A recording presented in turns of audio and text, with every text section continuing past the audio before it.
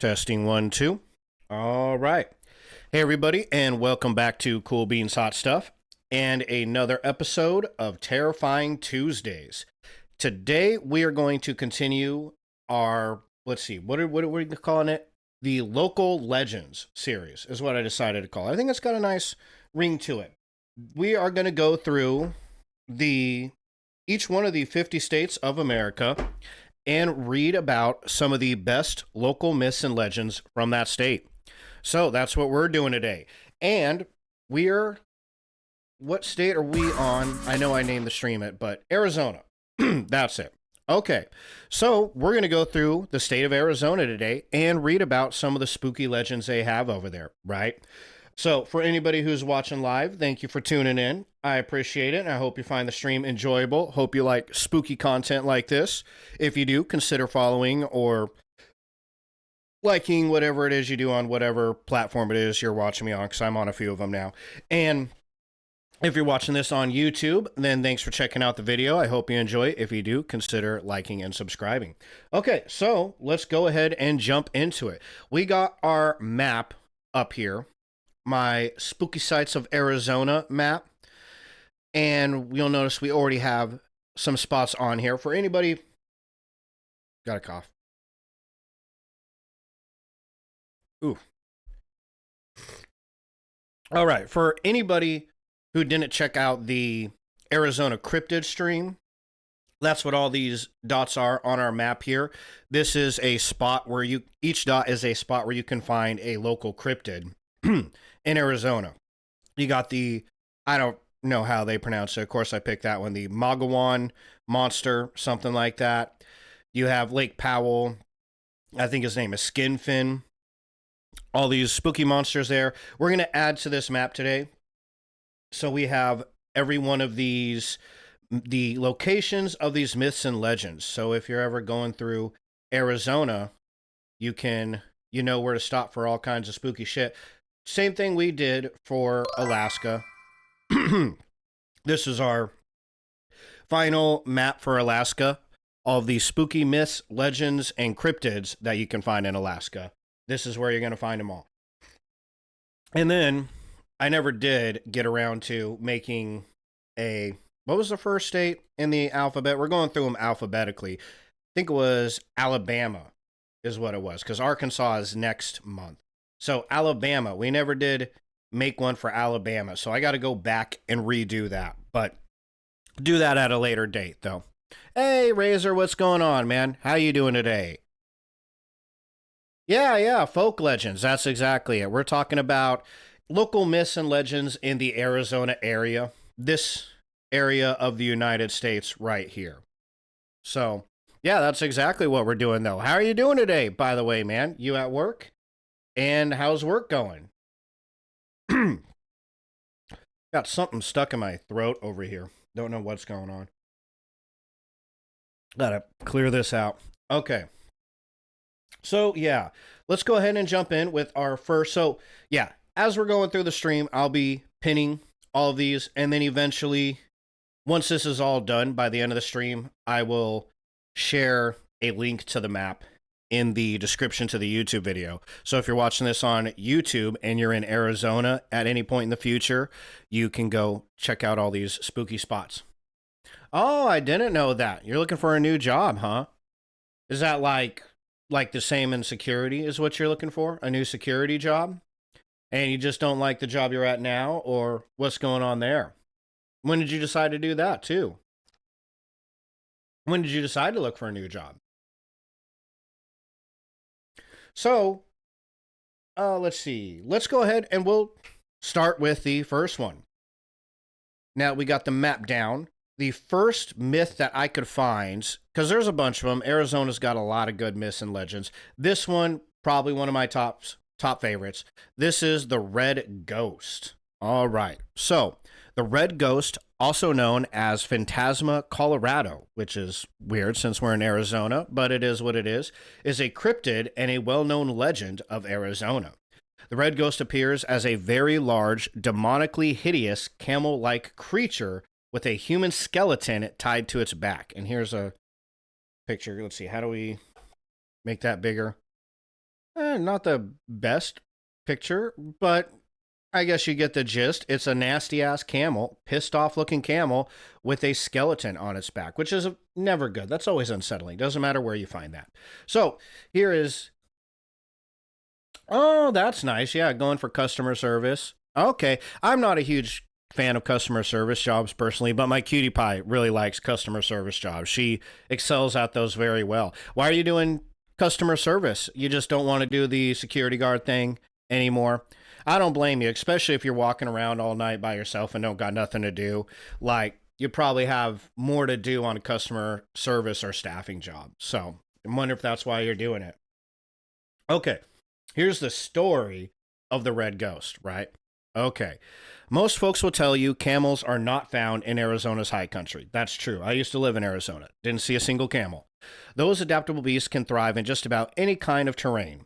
The U.S. Army introduced camels to the Southwest back in the 1850s, using them as beasts of burden while surveying a road across northern Arizona. But the Civil War interrupted the great camel experiment, and most of the homely critters were sold at auction. A few were turned loose to run wild, and therein lies the basis for the legend of the Red Ghost. Okay, so it starts with camels being let loose in Arizona. The story begins back in 1883 at a lonely ranch near Eagle Creek in southeastern Arizona. The Apache Wars were drawing to a close. However, a few renegade bands were on the prowl, keeping isolated ranches on a constant state of siege. Early one morning, two men rode out to check on the livestock, leaving their wives at the ranch with the children. About mid morning, one of the women went down to the spring to fetch a bucket of water, while the other remained in the house with the children. Suddenly, one of the dogs began to bark ferociously. The woman inside the house heard a terrifying scream. Looking out the window, she saw a huge, reddish hued beast run by with a devilish looking creature strapped on its back. The frightened woman barricaded herself in the house and waited anxiously for the men to return. That night, they found the body of the other woman trampled to death. So, this is not a nice camel. Next day, tracks were found, cloven hoofprints much larger than those of a horse, along with strands of reddish hair. Are camels bigger than horses? I wonder. Oh, okay. Yeah, it's experimenting to find where you go best. Sure. Yeah, sure. Yeah, that's a good idea. You definitely don't want to quit your job until you find one, to replace it with. That's always smart. But yeah, it's smart to go shop around, especially when you're a young man, finding something that suits you, that you are, good at and enjoy doing. You can find something that fits both. That's obviously ideal. But yeah, man, security guard is one of those things, like every job, I guess. You got to really love it. And there's a lot of people that don't like that job. I did security guard for a while and I enjoyed it. But like I said, I'm not a customer service fan. You got to do what's best for you. But I'm glad you're out experimenting and trying new things. That's the only way you're ever going to find something, excuse me, that you actually enjoy, right? You know what I mean? So that's a really good call. It is. It's a smart thing to do, especially at your age, man. Absolutely. So I hope you find something, though. I'm excited for you. How long you been searching for a new job then? Is this a new thing? Just started last week or yesterday or what? When did that come about? Okay. And let's see, hold on. We would go back here. Oh, they found reddish hair. Yeah, is a camel bigger than a horse? I'm not sure. I've never met a camel. Never met a camel in my life. Met lots of horses. Horses can be dicks. If camels are bigger than that, then probably fuck those things. A few days later, a party of prospectors near Clifton were awakened by the sound of thundering hooves and ear piercing screams.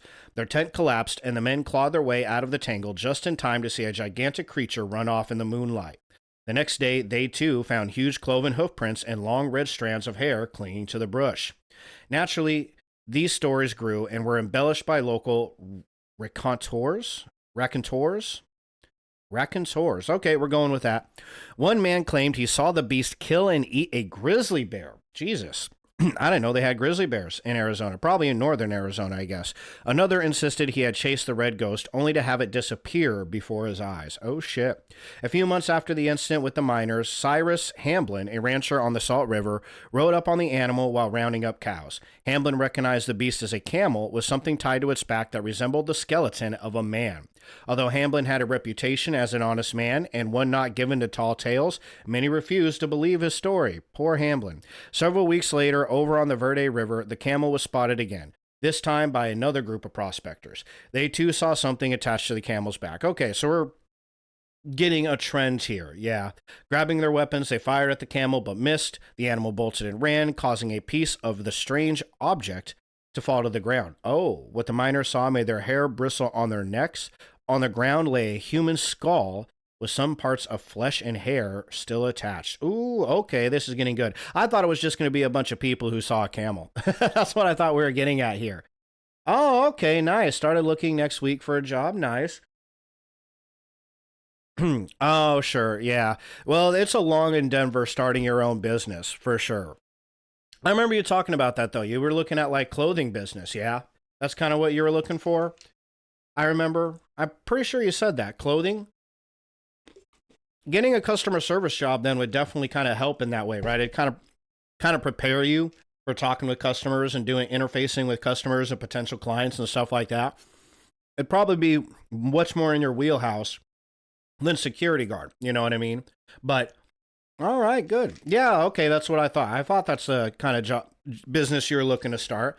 Then yeah, it's probably a really, I mean, it's smarter to get a job that's gonna like leave you skill sets that would help you in the business you want to start. You know what I mean? It's like, yeah, exactly. Unless you're starting a security business, security guard probably isn't gonna help you. You know, build any useful skill sets for a clothing business. You know what I mean? But yeah, it just takes time to build a business. You're absolutely right about that. Get the finances for it is definitely the hardest part at the start for sure. But man, I'm excited for you. So you had any luck yet? You found any good jobs so far or got any leads or anything like that? I know it took my girlfriend, she moved up to Nashville and it took her about the better part of 3 or 4 months to find a job up here. So I know you're in Saudi Arabia, so I don't know what it's like up there, but up here, it's pretty difficult to find a job, at least a high paying one. You know what I mean? So hopefully you're having a much better time of it than she did, because it was a pain in the ass for her, let me tell you. Nasty noises, hold on. Okay, so they shot the fucking thing, and a human skull fell off with flesh still attached. Ew. Nasty. A few days later, the red ghost struck again. This time, the victims were teamsters camped beside a lonely road. They said they were awakened in the middle of the night by a loud scream. According to the terrified drivers, a creature at least 30 feet tall knocked over 2 freight wagons and generally raised hell in the camp. The men ran for their lives and hid in the bush. Pussies. Returning the next day, they found cloven hoofprints and red strands of hair. About a year later, a cowboy near Phoenix came upon the red ghost eating grass in a corral. Traditionally, cowboys have been unable to resist the temptation to rope anything that wears hair. Oh, stereotype. That's a really funny one. And this fellow was no exception. He built a fast loop in his rope and tossed it over the camel's head. Suddenly, the angry beast turned and charged. The cowboy's horse tried to dodge, but to no avail. Horse and rider went down, and as the camel galloped off in a cloud of dust, the astonished cowboy recognized the skeletal remains of a man lashed to its back. During the next few years, the stories of the red ghost grew to legendary proportions. The creature made its last appearance 9 years later in eastern Arizona. A rancher awoke one morning and saw the huge animal casually grazing in his garden. He drew a careful bead with his trusty Winchester and dropped the beast with one shot. An examination of the corpse convinced all that this was indeed the fabled red ghost. The animal's back was heavily scarred from rawhide strips that had been used to tie down the body of a man. Ooh. Some of the leather strands had cut into the camel's flesh, but how the human body came to be attached to the back of the camel remains a cruel mystery. Oh, wow, that's crazy. Geesh. Oh, yeah. Customer service is really good experience. I don't like doing it, but it, excuse me, it is really good experience, though. It is.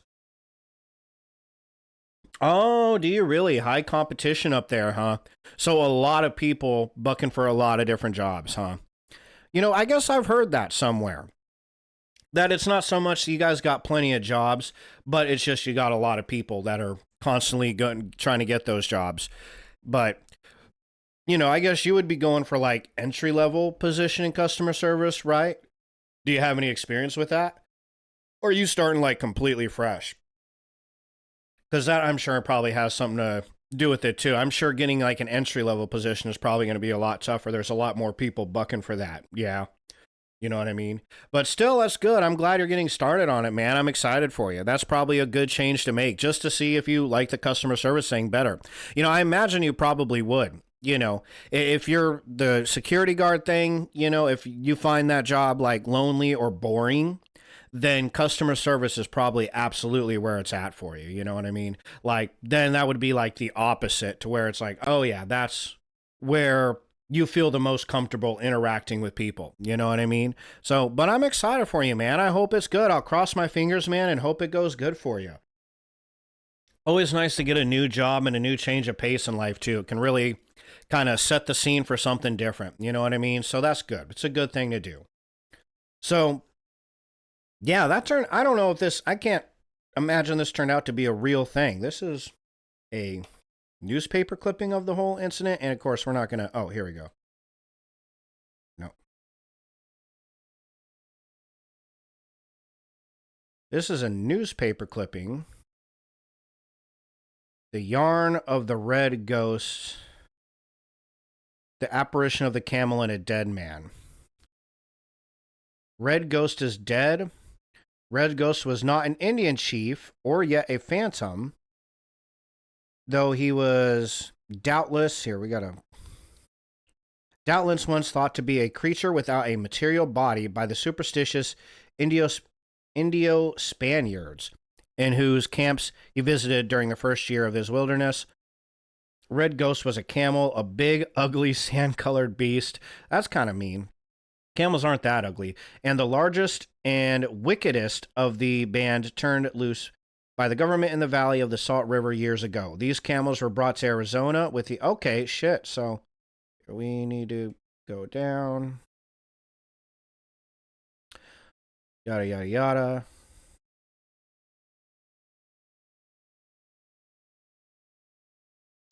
Okay, but first told the story of his adventure. All this happened years ago since the killing of the cowboy on the Upper Gila. 3 weeks ago, Happy Jack Humphreys, who ran a ranch in Eagle Creek, peeked out his window just beyond daylight, yada, yada, yada.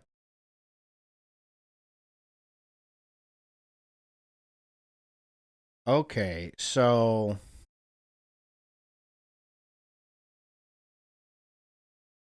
That's crazy. So that's a real fucking story. It sounds like that really actually, or at least they wrote about it in the newspaper. I've came across a lot of newspaper clippings that are completely full of shit. Back in the day, it was much easier to write a newspaper story about something that didn't actually happen because nobody had any sources. It wasn't like anybody could fact check you. You know what I mean? Yeah, well, yeah, you're young though, so you don't have to have experience in that job particularly, to get the job. I don't imagine. I guess I don't know how it works in Saudi Arabia, but I know over here in America, like, when you're young, nobody expects you to have the experience. They just want you to, show up and do your best.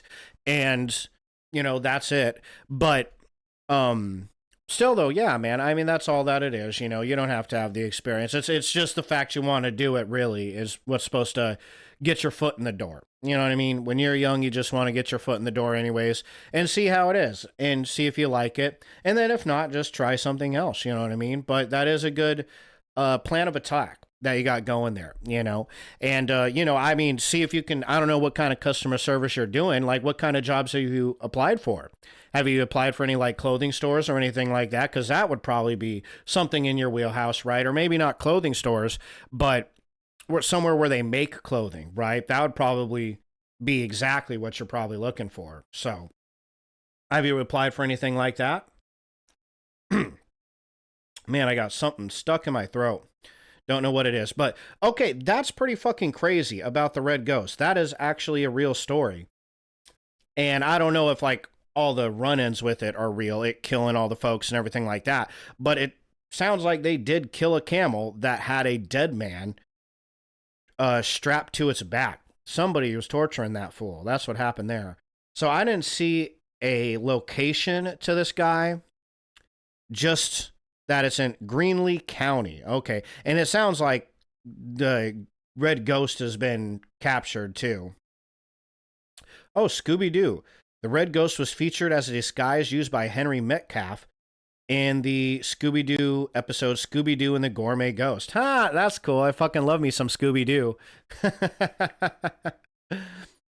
Yeah, very much, man. A lot of the myths that we looked up, especially for like Alabama, a lot of it came from like the UK, the United Kingdom, and they were started for the sake of like scaring little kids into doing whatever they, wanted to do, or scaring them into not doing shit. You know what I'm saying? So, yeah, that's absolutely how a lot of them started. Same with Alaska. A lot of the myths in Alaska were started to keep kids away from the water and keep them away from the ice where they'd fall in. They'd tell stories of creatures under the ice that would grab you and pull you under to keep kids from wandering onto the ice shelves. So it's pretty interesting. I do like these old school myths and how they start. Like, that's kind of crazy, right? That one, I wasn't expecting that to actually be a thing where they actually ended up finding a camel with a dead man tied to it. Like, it sounded like somebody really hated some fucking guy and tied his ass to a camel. And, well, that was all she wrote. But we didn't get a location for it. Here, I got a TikTok. We'll click that out. We'll watch this TikTok here. Maybe get a little more info here. Let me pop over to the YouTube screen and see what this guy has to say. Who is this? Mr.Baller. Oh, Mr.Baller. I know that guy. Okay. On a spring afternoon in 1883, a young woman named Sarah tidied up her farmhouse in a tiny settlement called Eagle Creek in Arizona. While Sarah cleaned, her sister Elizabeth took a bucket outside to get water from their outdoor spring. Sarah and Elizabeth actually lived together in this farmhouse along with their respective families. The American West at this time was sparsely populated and dangerous, so it was not uncommon for families to kind of band together like this. Their husbands herded the sheep and worked the land, while Sarah and Elizabeth looked after the house and also took care of their collective 4 kids. All of a sudden, the family's dogs began barking really aggressively. Right in front of their house was this big sandy hill. Once Sarah was out on that porch, she immediately surveyed the area out in front of her. She suddenly saw this huge creature emerge and begin coming down the hill in her direction. It was this massive 4-legged creature with red fur, and on the back of this creature was this man. His face was horrible and sunken. She saw he was missing eyes. Now, Sarah was a deeply religious person. All she could think was, this is the devil, and it's coming to get me and my family. And so instinctively, she just turned, bolted inside the house, and then rounded up the 4 kids and sat in the kitchen, huddled over them. Sarah suddenly heard this blood-curdling scream come from somewhere outside. Then she remembered her sister was out there getting water, but Sarah was so scared.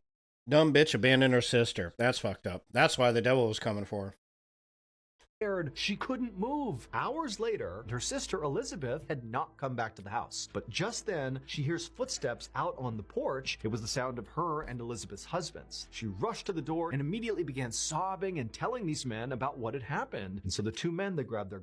And as they turned the corner and they finally saw the spring, they also saw Elizabeth. She was dead. And so the coroner, he comes out. Elizabeth looked like she had been trampled to death. However, when he examined the hoof prints, they were way too big to be a horse's hoof print. Before long, basically everybody on the Arizona frontier had heard about the devil and the strange creature he rode. Together, they were called the Red Ghost. About a decade after Elizabeth's death, this farmer in eastern Arizona happened to look out his window, and there, standing in his turnip patch, was the so-called Red Ghost. He grabbed his and he fired. Once the creature was down, the farmer rushed outside. That's so crazy that they have to censor the word rifle. That's wild. He knew immediately that all the stories about this creature had been wrong. It would turn out the Red Ghost was a combination of 2 very mortal beings. For folks in Arizona in the late 1800s, they would have no way of knowing what this creature was. It was a camel. It had been brought to the United States from the Mediterranean, and it had escaped captivity. The devil on the back of the camel was a man's decomposing corpse. We don't know who this man was. All we know is at some point he was riding this camel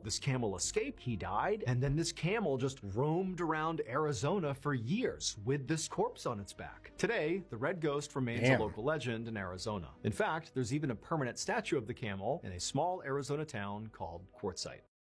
Quartzsite. Okay. Go find a statue. There's Mr. Ballin' for you.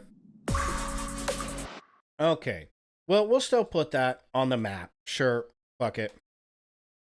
That is a really neat story. Quartzsite. Portside, Arizona. There you go.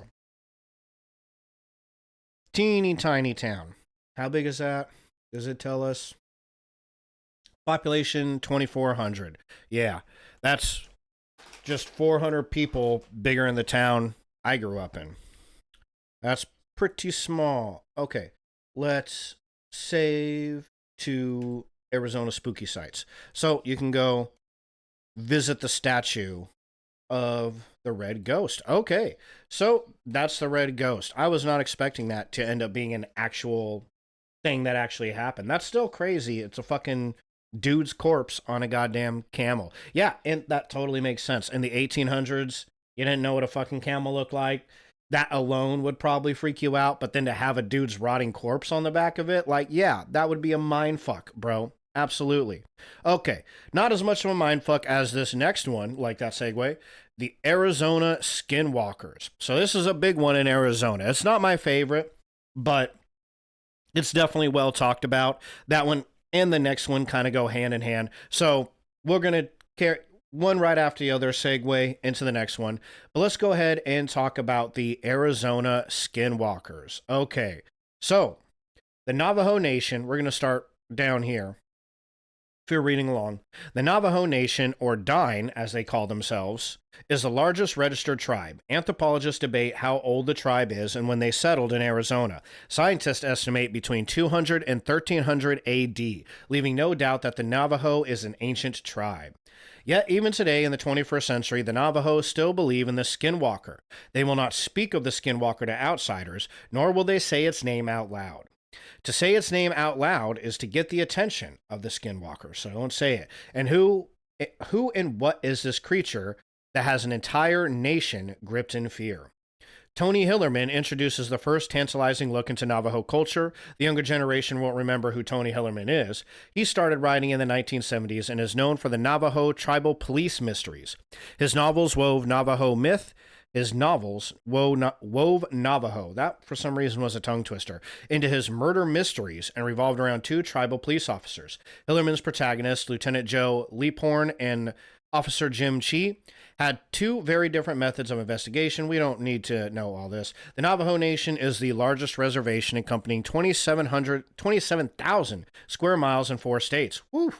Arizona is home to the Navajo tribal capital of Window Rock and a hot spot for skinwalker sightings. Ooh, Window Rock, Sedona, and Flagstaff are the area with the most skinwalker sightings. Okay, remember that. We're going to have to put that on our map. Hillerman's first novel, Skinwalkers, debut in 1986. I didn't know debuted. That's not a word, is it? Okay, well, trying to solve murders that hint that a skinwalker was responsible for the deaths. The story gives readers a compelling look inside Navajo culture.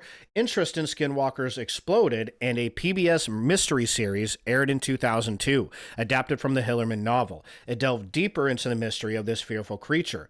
So, what is a skinwalker? Oh, really? Interesting. Here, let me throw that up.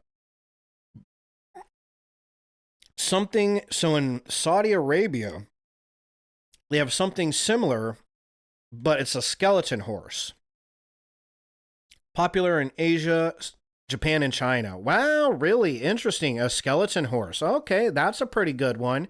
I can say we haven't ran into any skeleton horse yet. We've only gone through 3 states in America, but, we've ran into a lot of Bigfoots, a lot of UFOs. We're going to get into some UFOs on this one too, more like modern day myths, right? Not so much old school myths and legends, but lots of witches, tons of witches. And let's see, witches, shapeshifters is a common one. Have they got shapeshifters in Saudi Arabia? What about witches? Is there anything like that? That would be interesting to know because those are two really big ones in America. Witches, and here, I'm going to type that in. Hold on, let me type that in. What about witches and shapeshifters? Because as far as I'm aware, this is actually a shapeshifter. Skinwalkers, they're shapeshifters. Even with renewed interest, the Navajo people are still tight-lipped about the subject. Information about the Skinwalker is sparse.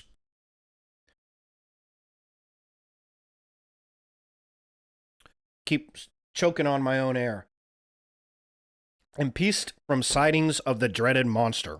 The commonality is that it is a witchcraft practitioner. Okay, so this is a witch and a shapeshifter, which is why the Navajos hate witches. Taboo because it is a witch that practices the black arts using that magic to become a skinwalker. To become a skinwalker, the witch must kill a family member. Oh shit. Yeah, that's no bueno. That horrible deed gives the witch the power to become a shapeshifter. See, I told you. Witches and shapeshifters. There you go. They're absolutely all over America. Can you imagine someone in your family craving power so much that they will kill you to obtain it? Even worse, if you lock eyes with the witch, they can steal your human form. Skinwalkers read and control minds, make you do and say things. Things you wouldn't do if in control. They destroy property, cause disease, and eventually death. Still brave enough to talk about skinwalkers? Then the skinwalkers would taunt you with noises on the outside of your homes. They would knock on windows, make scraping sounds on the roof, sometimes peek at you through the windows. Ooh, that's creepy. Fuck that. Bunch of fucking perverted peeping toms is what they are. It's no wonder people refuse to talk about the skinwalker. The possibility of crops destroyed or your family cursed would make anyone hesitate. Shapeshifting into animals, one could not tell the difference between a skinwalker and the host, except for the eyes. Skinwalkers' eyes differ from their animal. Their eyes glow with an unnatural, brilliant gold light, telling you it isn't human or animal. The skinwalker can also control animals. Jesus, these guys are like multi-talented. To make the animals do their evil work on moonless nights, whether it was to kill someone or spy on them. National Geographic did a reality series titled Navajo Cops in 2012, and it was about a skinwalker on the loose. It gives people a look into a magical culture hard for outsiders to believe is real. Navajos being so closed-mouthed about the skinwalker makes it difficult to learn about this creature.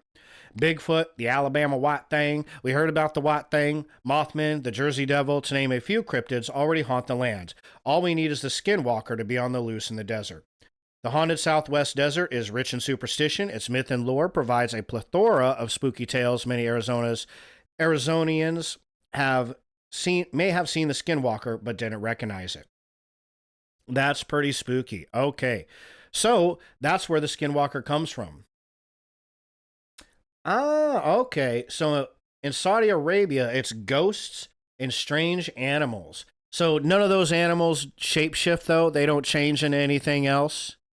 That's interesting. And ghosts, yeah, definitely a lot of ghosts. There's actually, here at the ends of the stream, we'll be getting into all the ghosts of just this one town in Arizona. Because there's supposedly ghosts all over that town. So that there's definitely a lot of ghosts in America too. Absolutely. Okay, so remember they gave us a location. Where was that? Window Rock, Sedona. And hold on, we'll save that for now. Let's pop over to YouTube. Let's pop that over and see what the Travel Channel has to say. This is a possible skinwalker sighting in Arizona. All right, so let's see what we think. Here's your skinwalker. Tell me what you think of it. Oh, what the crap? Is that a guy? What the frick? What was that? Frig? He's walking creepy. Dude, that was a skinwalker. What? Watch again. As the coyotes disappear into some brush. Moments later, an oddly shaped humanoid figure emerges. Oh, what the crap? Is that a guy? What the frick? The What frig? was that? My name is TJ, and this is my video. To me, I can't get over that. What the frig? it looked like a tall person figure. Like, I would have guessed that it was 7 feet tall or so, and it just had, like, disproportionately long arms. Oh, what the crap? Is that a guy? What the frick? So, off the bat, I was confused and just trying to figure out, like, what could that have been? What was that? He's walking creepy. Dude, that was a skinwalker. What? Being from Utah, there's actually a place here called Skinwalker Ranch, and there's been a few times where I'll hear stories about it and be like, there's no way that's real, right? Oh, yeah. And then We'll be getting into Skinwalker Ranch here in a bit. This is supposed to be in Arizona, though, you guys. What the fuck's with Utah over here. What's all this talk about Utah? And after seeing something like that in person, my first thought was that a skinwalker, you know, because that's what we would have related to, is pretty odd looking, and skinwalkers can be like, they can look lots of different ways. What the frick? I'm gonna go get my gun. That was a skinwalker. I wouldn't necessarily say I was afraid, but we all did sleep in the tents with our guns next to us since we were on that hunt. So, what exactly did TJ see that day? Through his scope. You can judge a little bit of the size of it because there's some dogs playing in the not too distant background. And this figure's there. It looks like a large humanoid figure, and it's moving across the field at a very decent pace, looking like it's maybe swinging its very long arm. Oh, what the crap? Is that a guy? What the frick? Whatever it is, it's freaking odd. What the? Everybody in their friggins. I'm gonna go get my gun. That was a skinwalker. Given the location and the animals that were nearby, perhaps TJ's instincts are right. One of the most common animals that a skinwalker is purported to turn into is a coyote. And we see in this video 2 coyotes walking quite naturally into the underbrush, and out from the other side emerges what appears to be this misshapen sort of humanoid figure. And this correlates with the stories that people have told about skinwalkers. Fortunately, TJ and his friends and family escaped from whatever this thing was, unharmed. But his experience serves as a reminder that no matter your beliefs, there are still many things out there that are well beyond our understanding.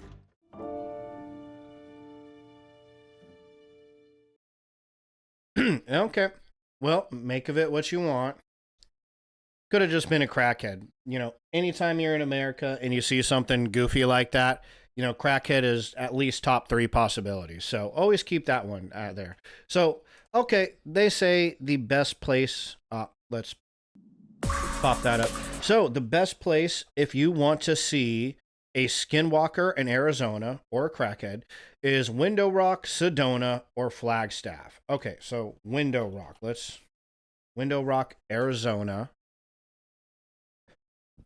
How big is this? Capital of Navajo Nation. Okay.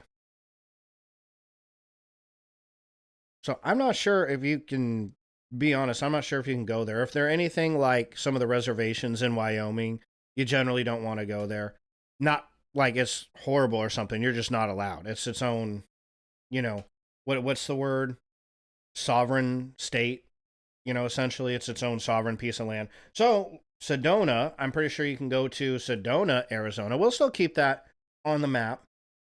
Sedona, Arizona. Everyone's heard of Sedona. Desert town near Flagstaff. Well, no, not everybody's heard of Sedona. Most people probably don't know what the fuck a Sedona is. But there it is. It's a desert town by Flagstaff. So now you know. If you were ever interested, if you ever were there one day and you were wondering to yourself, what the fuck is a Sedona? Now you know. And then Flagstaff, we already have a couple links next to that. So there you go. 2 places where you could maybe run into a skinwalker. Yeah, so Navajo Nation right there. All of that is the Navajo Nation. So I'm sure you can drive through it. I just don't know if you can hang out there and chill, right?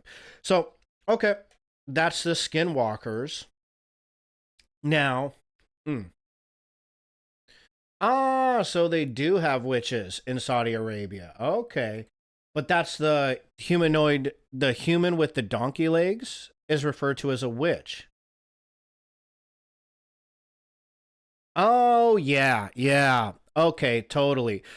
A lot of the imagery of the devil up here in America is a dude with goat legs. So not donkey legs, but goat legs.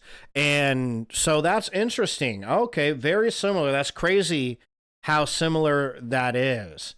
So that's pretty fucking wild. Okay, so the human with the donkey legs is definitely a bad guy then. Yeah, he's a no-go. If you see a human with donkey legs. Well, look, if I see a human with donkey legs, I'm going to freak out anyways.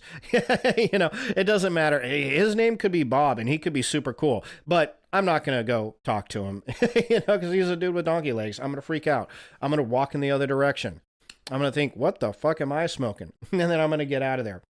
But that's a pretty cool one. Okay. What's your favorite? Here, let me type it in.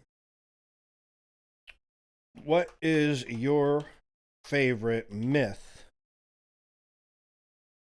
from your culture? I'd be very interested to hear that. Okay, so skinwalkers are very closely related to another shapeshifter that is in Arizona called the Oswong. And the Oswong. And we actually went over the Oswong when we went over Arizona cryptids, which, by the way, for this stream, I didn't have a video, or I didn't make a thumbnail for Arizona cryptids, for Arizona myths and legends, and I ended up making it for Arkansas on accident. So I'll have to make an actual thumbnail for the YouTube video. If you're watching this on YouTube, it'll have an actual thumbnail, but everybody else, completely wrong thumbnail. That's my bad. So anyways, the Aswang doesn't originally hail from Arizona. It's actually Filipino folklore. All right. The Aswang is an inherently evil werewolf or vampire-like creature and is the subject of a wide variety of myths and stories. Spanish colonists noted that the Aswang was the most feared among the mythical creatures of the Philippines.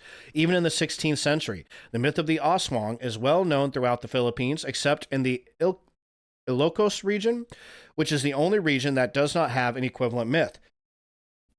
It is especially popular in the western Visayan regions, such as Capiz, Iloilo, Negro, Bohol, Mazba. I'm butchering all of these. Other regional names for the Aswang include Tik Tik, Wak Wak, and Sok Sok. Oh, well, those are easy not to fuck up. Which is the noise it makes when it's chasing prey. Ah, okay, great. So, oh, they even have an Aswang festival. Okay, yeah, let's...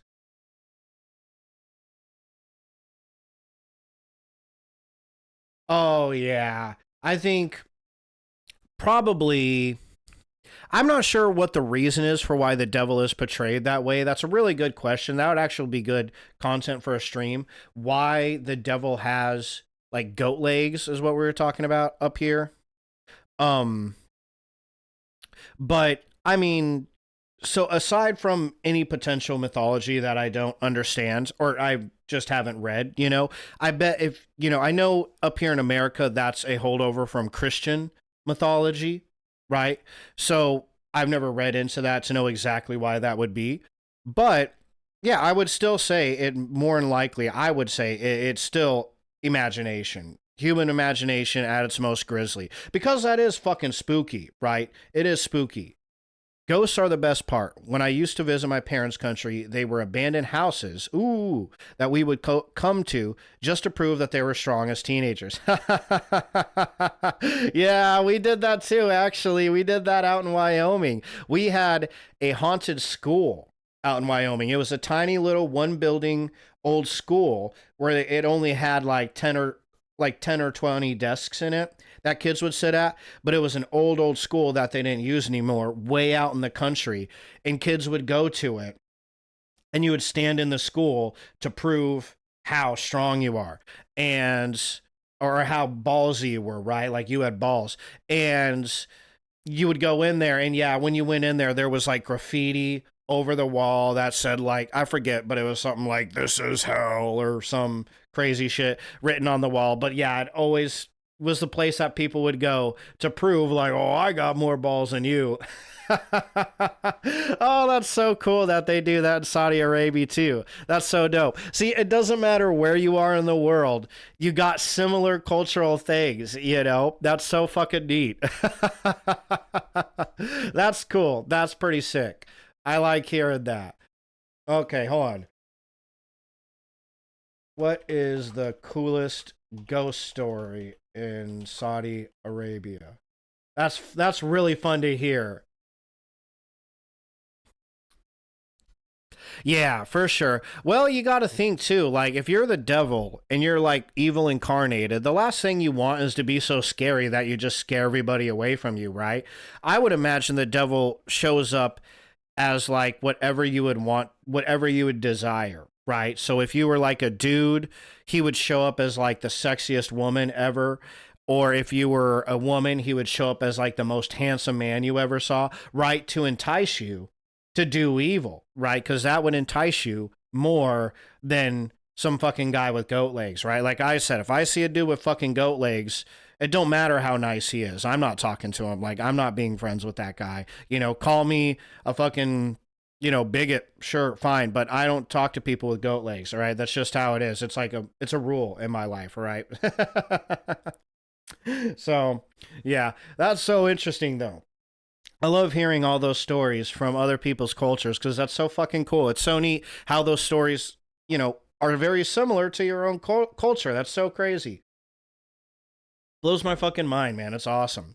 Okay, so speaking of other cultures, Aswang is derived from Sanskrit, the word asura, which means demon. Okay, sometimes this creature is called the ball ball. So we got ball ball, tick tick, walk walk, and sock sock. Fucking love it. This is great. This is awesome. We should just have Filipinos name everything because it would be so awesome, easy to remember. Yeah. Or ghoul. Ghoul's a good word too, which replaces the cadaver with banana trunks after consumption. Okay. Sometimes this creature is called the ball ball or ghoul, which replaces the cadaver with banana trunks after consumption. I feel like I missed something there. It eats cadavers, though. Okay. Aswang stories and definitions vary greatly from region to region and person to person, and no particular set of characteristics can be ascribed to the term. However, the term is mostly used interchangeably with Manananggal, and the creature is also usually depicted as female. Okay. So they're usually female. Yeah, that looks like my ex-girlfriend. All right. Aswang is a generic term applied to all types of witches, vampires, mananangals, shapeshifters, and werebeasts. Aswang stories and definitions vary greatly from region to region and person to person, and no particular set of characteristics can be ascribed to it. We already read that. They're literally just typing the same thing over again. Appearances and activities. Okay. Oh, got a nose thing.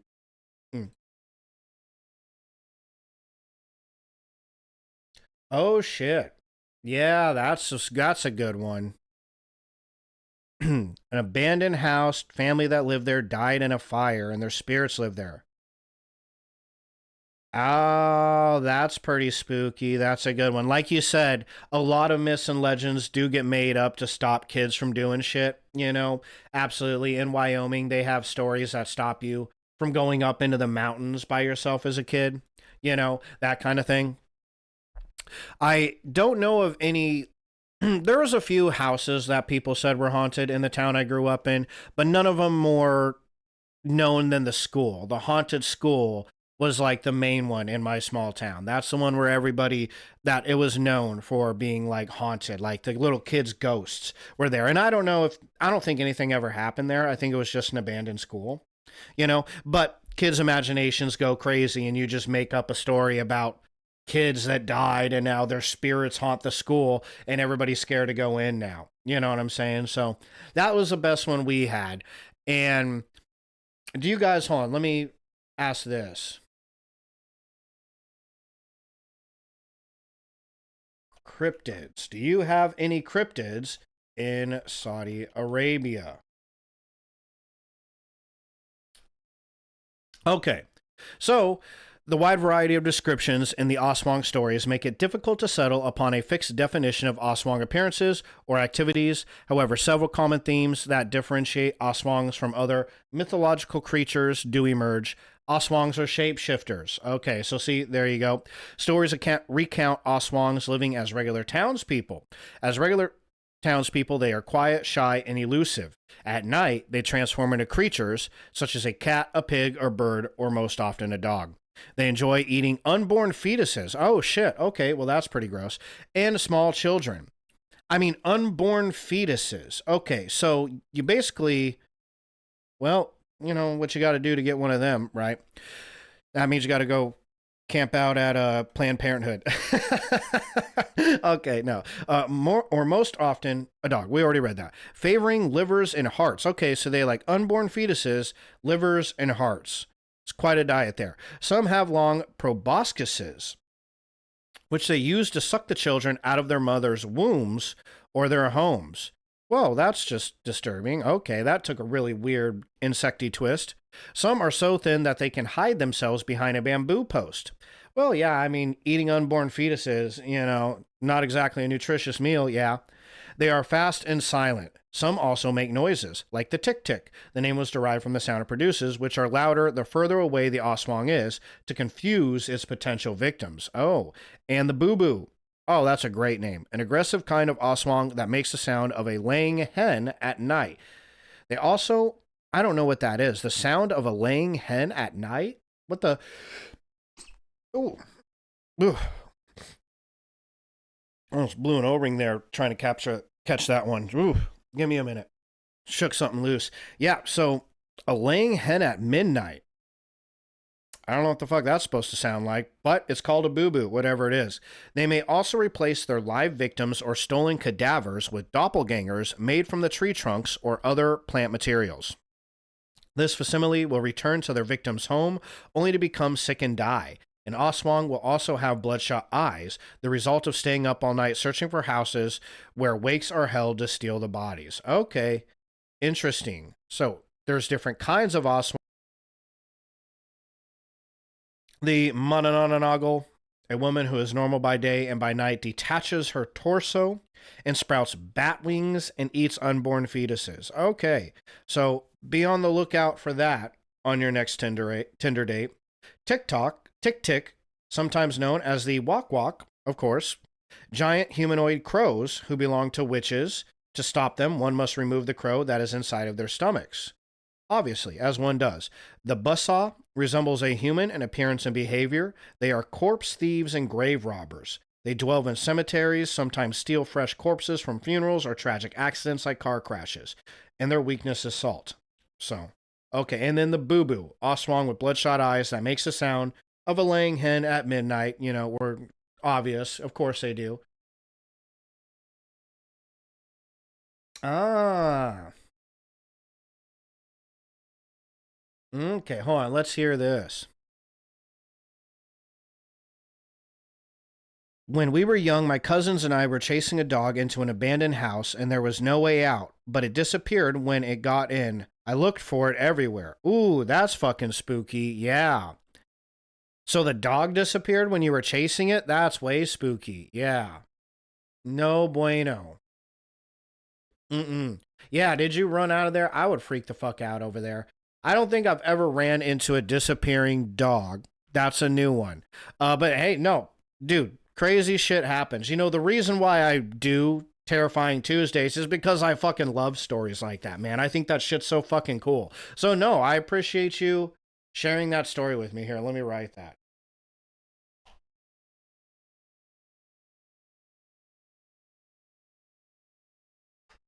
Yeah, thanks for letting me share that on stream, by the way. That was a dope fucking story.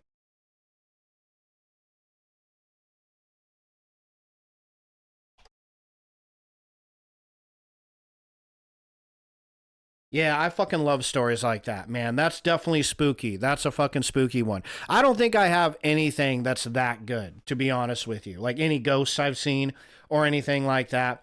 I've been some scary places, but never seen like anything that I would construe as a ghost or demon or anything of the like, right? So, which I count as fortunate. I'm glad. Never ran into an Oswong, so I'm doing pretty good in life. Count that as a win. So, now, you'll also have to notice, right, when I'm talking about the Oswong, we're talking about Filipino culture here. This is a Filipino folklore, the Oswong is. But, supposedly, they have these things in in Arizona, right? Which is, sorry, I got carried away there, lost my train of thought. I think we actually went over this on the cryptid. Well, it's only 35 seconds long, so we'll hit it. Let's just pop over here, listen to a little more about the Oswong from Jonah Staben VO. I don't know if that's how to say his name, but we're going with it. Give it a like. Okay, see what Jonah has to say. Many believe that the aswang is simply the Philippine equivalent of a vampire, but it's more than that. The aswang is generally a man-eating shape-shifting creature.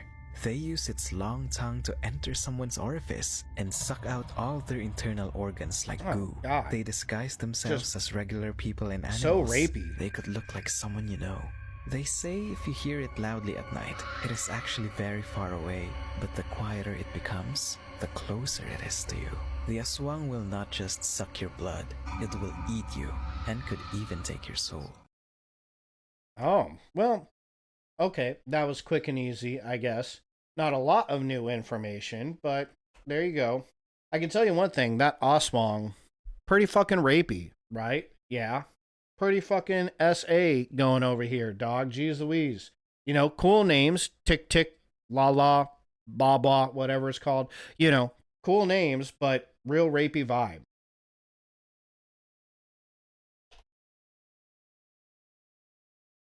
Oh, and I'm typing. So, here we go. Let's pop back over Meow. Okay, so actually, let's pop over Meow. So, the aswang, yeah, Filipino, it actually comes from Filipino culture, but we kind of went over it a little bit on the Arizona cryptid days. A bunch of people, this pops up regularly when discussing Arizona. You get regular, well, I guess regular reports of people talking about it.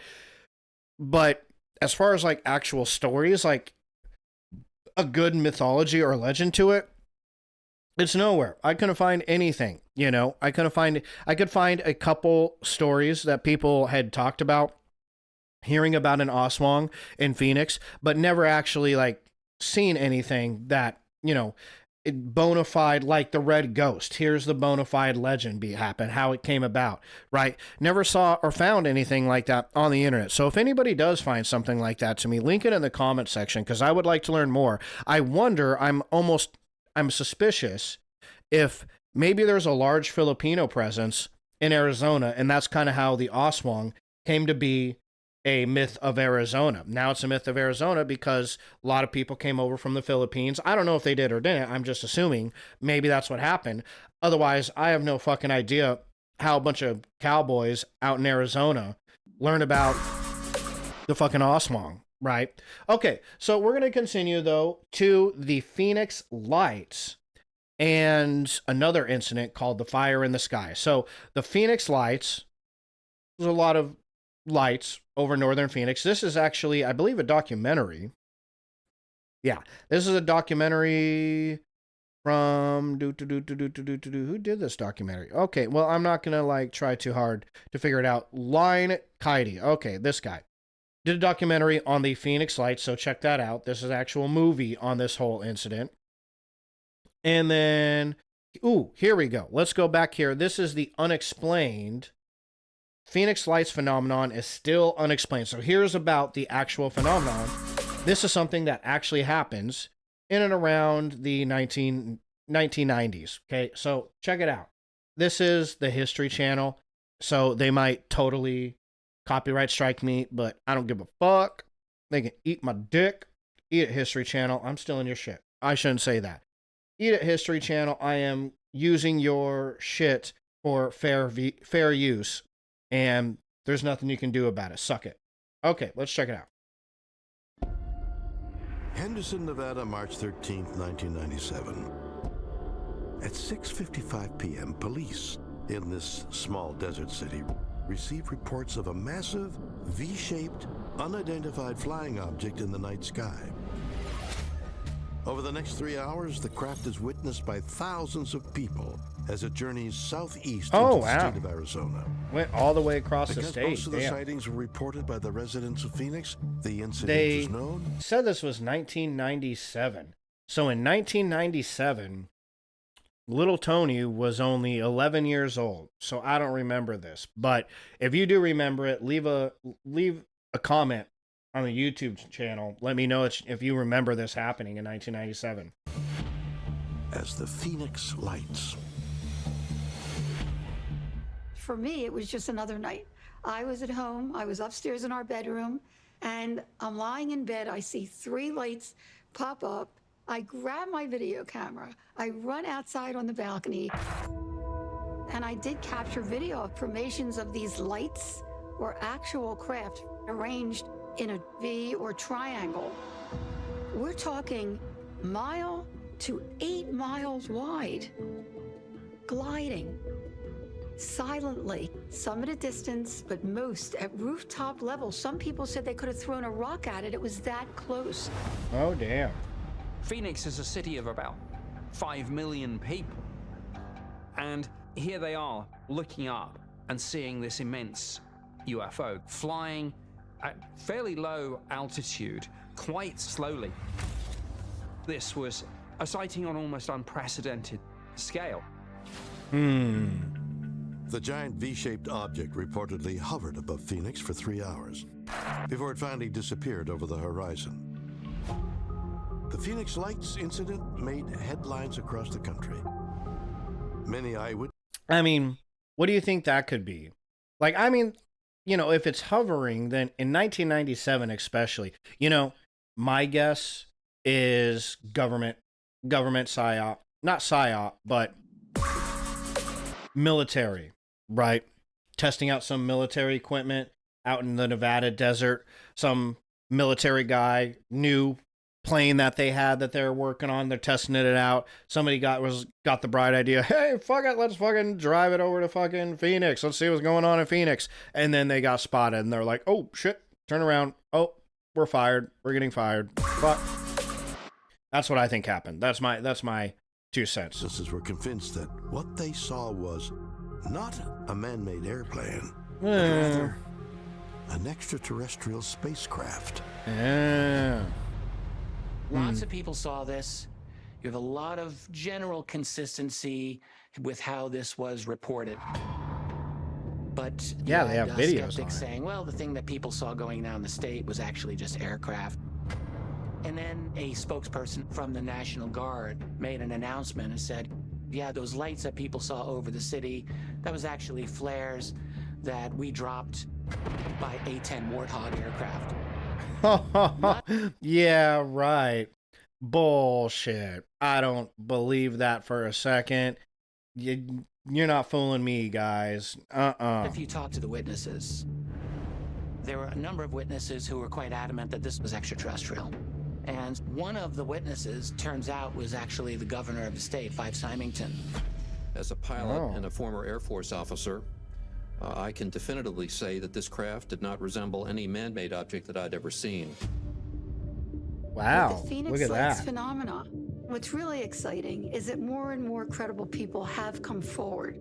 All I knew is that it was so beyond anything I ever imagined. Yeah, this sounds like it was a being big here deal. on this earth. To date, the Phoenix Lights phenomena has never been recreated or explained. While the Phoenix Lights is one of the most extraordinary UFO encounters in history, it is just one of many mysterious sightings that have taken place in the state of Arizona. According to the National UFO Reporting Center, there have been approximately 5,000 UFO reports in Arizona, going all the way back to the 1940s. On July 7, 1947, William A. Rhodes, an amateur photographer, saw an elliptical metallic object. He managed to capture 2 excellent photographs. So this is kind of getting of this into some object other at alien very stuff. low altitude. And he sent them into the Arizona Republic newspaper, which published them on the front page. So this is still in And if you look at Arizona. these photographs, you can see that they show a very solid-looking metallic gray object. At That could be a low fucking altitude. shoe. That could be a shoe flying through the air. I don't believe that. Skepticism, skeptical, no. Looks like a shoe. These Oh, photographs that doesn't look have like a never shoe. been debunked. So this is a very important case. There was what I believe is a genuine UFO crash that occurred in Kingman, Arizona in May of 1953. This was apparently the recovery of a virtually intact downed flying saucer. Wait, they said 1983? And this was quite a significant case. Kingman, Arizona. Okay. Interesting. Carry on. I have something similar we're going to talk to here in a minute, but let's just keep going. And then probably the most famous of the many UFO sightings Arizona has had is the Travis Walton abduction experience from 1975 that took place in November of that year and made national news. And so Arizona has its own long history of anomalous activity, for sure. Okay, there you go. Oh, yeah, that was William Shatner with Unexplained. I'm definitely... Oh, wrong one. I am definitely gonna get copyright striked for that on YouTube. Well, they'll just give me a warning. They'll say, hey, fuckhead, can't steal William Shatner's shit. He's too cool. I did want to bring this up, though. This is hilarious. Razor. Yeah, so it seems that we humans love to explain anything mysterious, even if it doesn't make sense. True. Absolutely true. Yeah, absolutely. I mean, it's the way, like, our brains work, right? You just gotta try to solve the Rubik's Cube, even if it's unsolvable. Like the existence of flying saucers. There has been much speculation that America is in cahoots with aliens. Ah, I love it. That's so great. Oh, that's awesome. We're in cahoots with the aliens. Well, I will tell you, us here in America, there is speculation that our politicians, right? So president, Senate, all the politicians here are actually lizard people. Secret lizard people. So here in America, a lot of people think that our politicians are aliens. They're the aliens. They're just pretending to be people so they can control our country. Oh, I fucking love that one. That's very similar. It's almost kind of like the same thing. That's awesome. I did not know that. Okay, good to know. Good to know. Everybody else in the world thinks America is in cahoots with aliens. I would probably think that too from the outside looking in. Like, look at those crazy fuckers. Have you seen Florida? What's going on down there? Like, yeah, of course they're fucking talking to the aliens. Okay. Oh, shit. That made me laugh. That was good. I appreciate that, Razor. Hell yeah. That's awesome. Oh, man. So, if you're interested, the story of... Oh, what was the guy? They just named him... The dude who... The Arizona logger who mysteriously disappeared for 5 days... his story is known as Fire in the Sky. They made a movie. This is a movie, not a documentary, in 1993 about it. Does that happen to him in 1975? Yeah. So I forgot his name. They said it in that part of the video that if you're watching on YouTube, you probably didn't get to see because YouTube probably forced me to cut it out. So if that part is cut out of the video, if I just bloop, went over there and suddenly I was talking to Razor about aliens and you missed the whole bit, it's because I showed you a History Channel video and YouTube was not okay with that. They told me to fuck right off, so I had to cut it out. So sorry you missed that. It was a real bummer, but I would consider linking it in the description so you can watch the video on your own time, but History Channel can suck my dick because it's fair use and they were being a bunch of cunts about it. So anyways, here's the book about this guy, the logger who was abducted by aliens in 1975. Can't remember his name. I don't think, was it him? Travis Walton? Yeah, it was Travis Walton. Okay, so Travis Walton wrote a book about getting abducted by aliens called Fire in the Sky. So there's the original book, and then they have the movie on it in 1993. So there you have it. Oh, and here's a little bit about Travis Walton. So we'll get into that.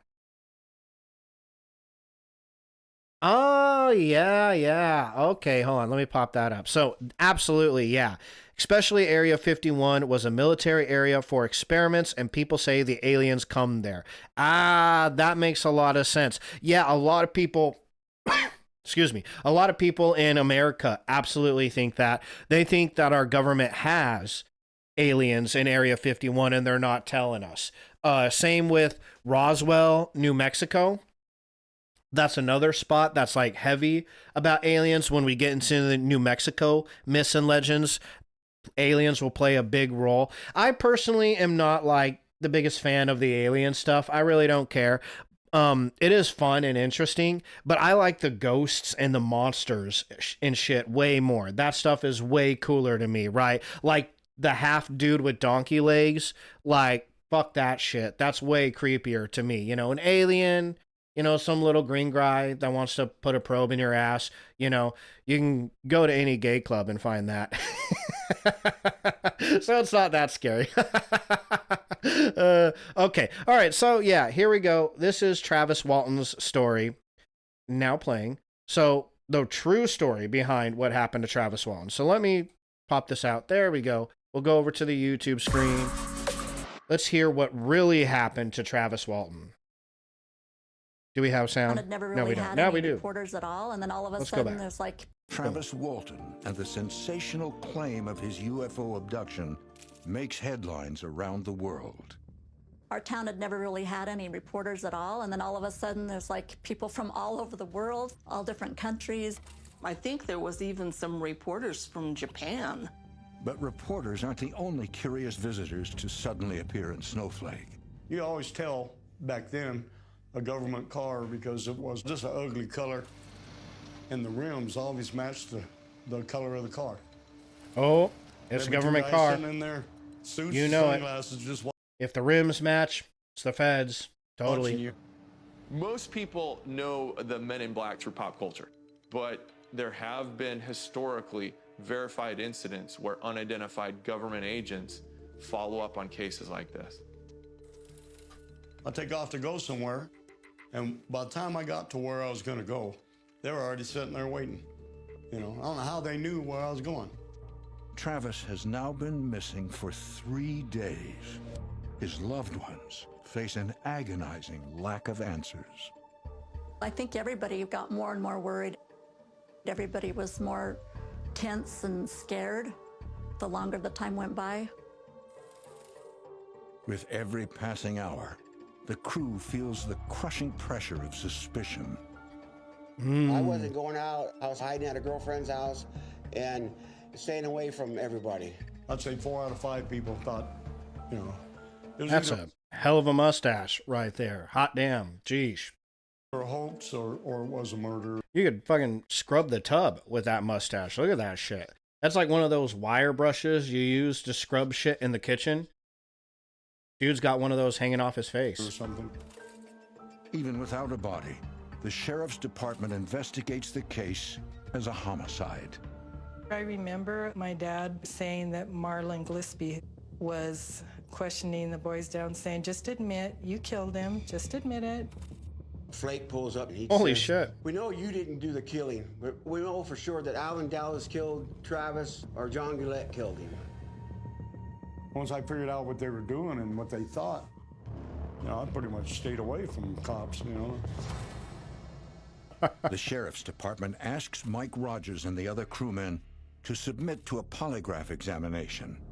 We told them, you know, we'll take polygraph tests, we'll take sodium pentothal, hypnosis, anything you can give us, because this thing really happened, and we don't like this thing about you accusing us of murder. It was scary, Sure. really scary. It's kind of a big deal. To go into that courthouse. The courthouse and the jail were the same building. I was more scared the day of the polygraph test than I was when I saw Travis getting zapped. I didn't know who was going to give us this test. I was thinking, you know, that could be setting us up. No matter what, we're probably going to fail this and we're probably going to go to jail. When we went in there, we figured we weren't coming out. As part of the test, the polygrapher asks each crewman the same series of questions 3 times. The first 3 questions regard the alleged murder of Travis Walton. The subject of the final question is the UFO. Once the test got underway, he started changing his mind very quickly. By the time he had tested all of us, he seemed to be a believer. I talked to him after the tests, and he indicated to me that apparently he was wrong. Unofficially, he said that he believed that we had told the truth. If Travis Walton hasn't been murdered, and no one can find his body in the woods, where could he be? I had come home from work, phone rang, and there was a voice on the other side saying, "Hey, this is Travis. Come and get me." Ooh. What do you think happened? Oh, that's it? Oh, this was just a little section of... The search for Travis... What a bunch of crap. Okay, well, left you at a cliffhanger. วันนี้เราจะมาทำขนมตะลุ่มใบเตยนะคะหรือว่าอีกชื่อนึงก็เรียกขนมถ้วย Let's stop that. Okay. So, there you have it. That's Travis Walton. A quarter of what happened to him because they didn't give us the full story. I didn't have that. I thought that was going to give us a whole rundown of it.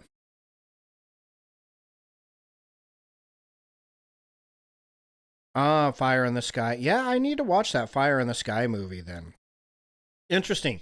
Okay, well, that's the story of Travis Walton. Apparently he came back, you know, spoiler alert, don't mean to ruin the movie for you, but he came back and then wrote a book about it. So, and I don't know what's in the book. I don't know if he got probes, you know, one of those things, or, you know, if they just sat around and played cards, you know, played bridge, played poker with the aliens, something like that. But that's Travis Walton's story, the missing logger from Arizona. Snowflake, Arizona. Oh, yeah, that's right. So we needed to go back here. Where did... Well, I guess that was Phoenix, the Phoenix Lights. And you can't exactly go to Phoenix and see the Phoenix Lights anymore. I actually used to live in Phoenix. Let's see if I can find my old apartment down here. Just for shits and giggles, yeah. Let's see, Phoenix, boop-a-doop-a-doop-a-shoop-a-doop. El Rancho Encanto. Sun City. Oh, here we go. We were over in the Tempe area, University, Broadway, East Broadway, Southern. Okay, right in this area, right here, just next to the airport. Used to live there. And it was awesome. I fucking loved it. Arizona is the shit. I don't know what it's like now. That was in 2010, but I fucking loved living there. You know, that was a really awesome city, you know. So, okay. We got Travis Walton down now. Oh, we're still continuing on with UFOs, it sounds like. So, we have more UFO sightings. They're just all over and over in Arizona. So, 1947, a flying saucer reportedly bounced into the earth at the spot Dreamy Draw Dam in Arizona in 1947. The UFO crash site, the Dreamy Draw Dam, located off the Squaw Peak Parkway, is supposedly a UFO crash site, where in 1947 the Army Corps of Engineering used rock to cover up what was a UFO crash in 1947.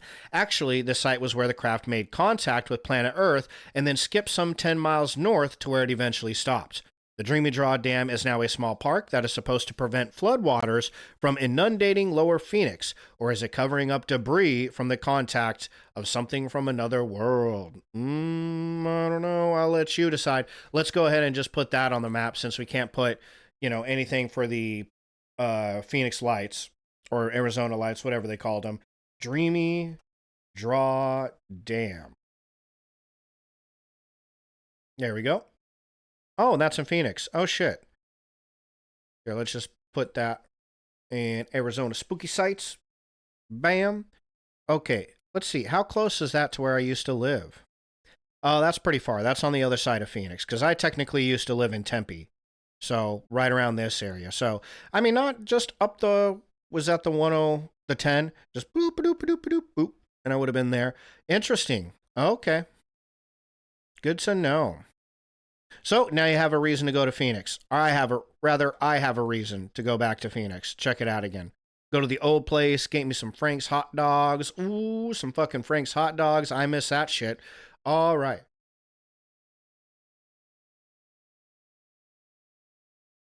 Yeah, right. No, a lot of this stuff is just people trying to make sense of stuff that like makes no sense at all. Like those Phoenix Lights, like, hey, you know, they don't make sense. They are pretty crazy, for sure. I don't actually have a good explanation for what the Phoenix Lights would be, but, you know, it's fun to sit and think about, right? It's fun to be like, ooh, what the fuck is that? You know, it's entertaining, but that's exactly what it is. It's just trying to make sense of shit that realistically you're actually never going to make sense of until somebody eventually comes out and says, hey, this is what it was, right? And even then, honestly, I don't think a lot of people would believe the government if they came out and said that, right? Like us here in America, we wouldn't believe the government. If they came out and said, hey, you guys, we are testing a plane, a new plane nobody had ever heard of, and that's what the Phoenix Lights are, Americans would go, bullshit, you were. It was fucking aliens.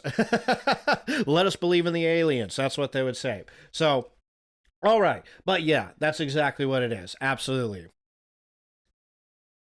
Yeah, I'm not sure, to be honest with you. I have no idea what the obsession, I guess, is with it. I guess, you know, once I think that everybody who believes in the aliens is going to be really disappointed if one day they find the aliens, because then they're going to be like, well, all right, so that happened. Now what? You know, what am I going to do with my Saturdays now? We have aliens, and they are aliens. They're like any other thing in the world. I don't know why they feel like aliens is going to be some spectacular thing. I guess maybe because they're from outer space is why people are so fucked about it. They're like, whoa, you know, life in outer space, so cool. But realistically, they're just going to be like any other animal, right? They're going to fart, shit, and piss and make all the other usual animal noises. I don't feel like they're going to be anything particularly spectacular in that regard, you know? Yeah, doing a party with the aliens. Like the movie Mars Attacks. Have you seen the movie Mars Attacks? Oh, that was such a good fucking movie. Movie Mars Attacks.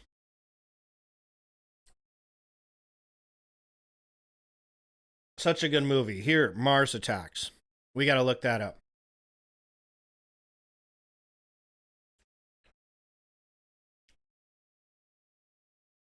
This one right here. One of the best.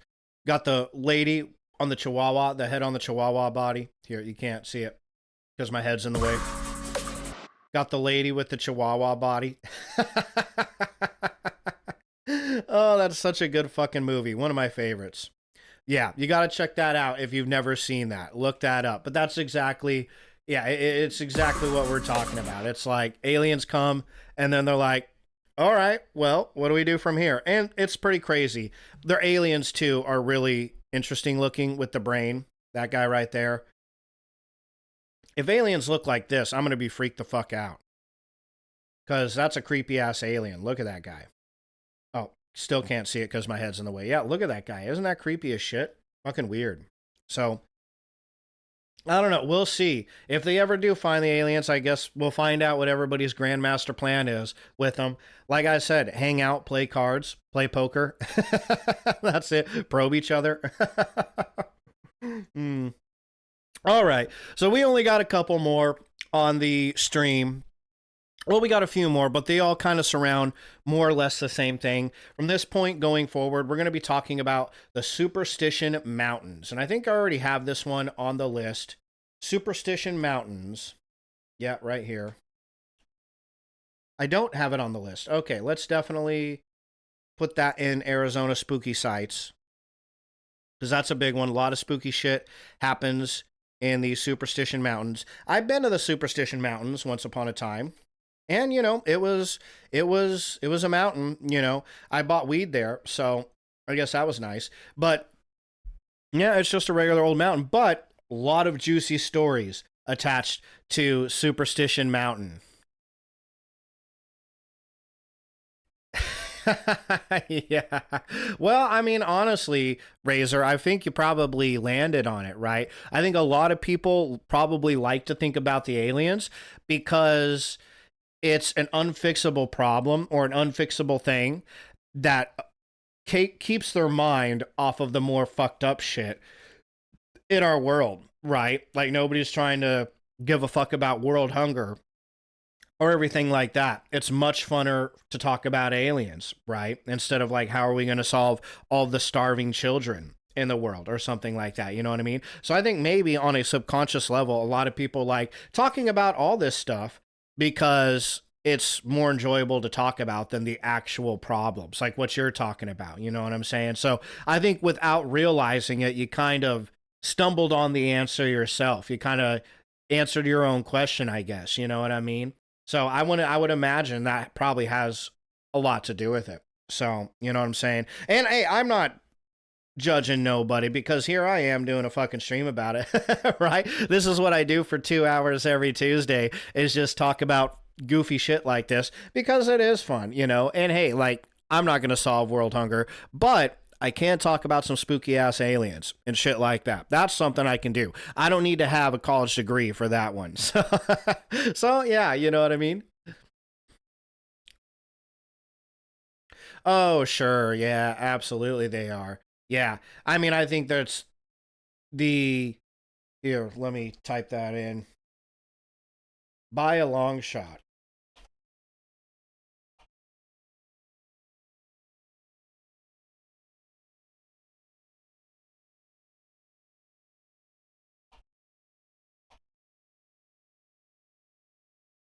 Yeah.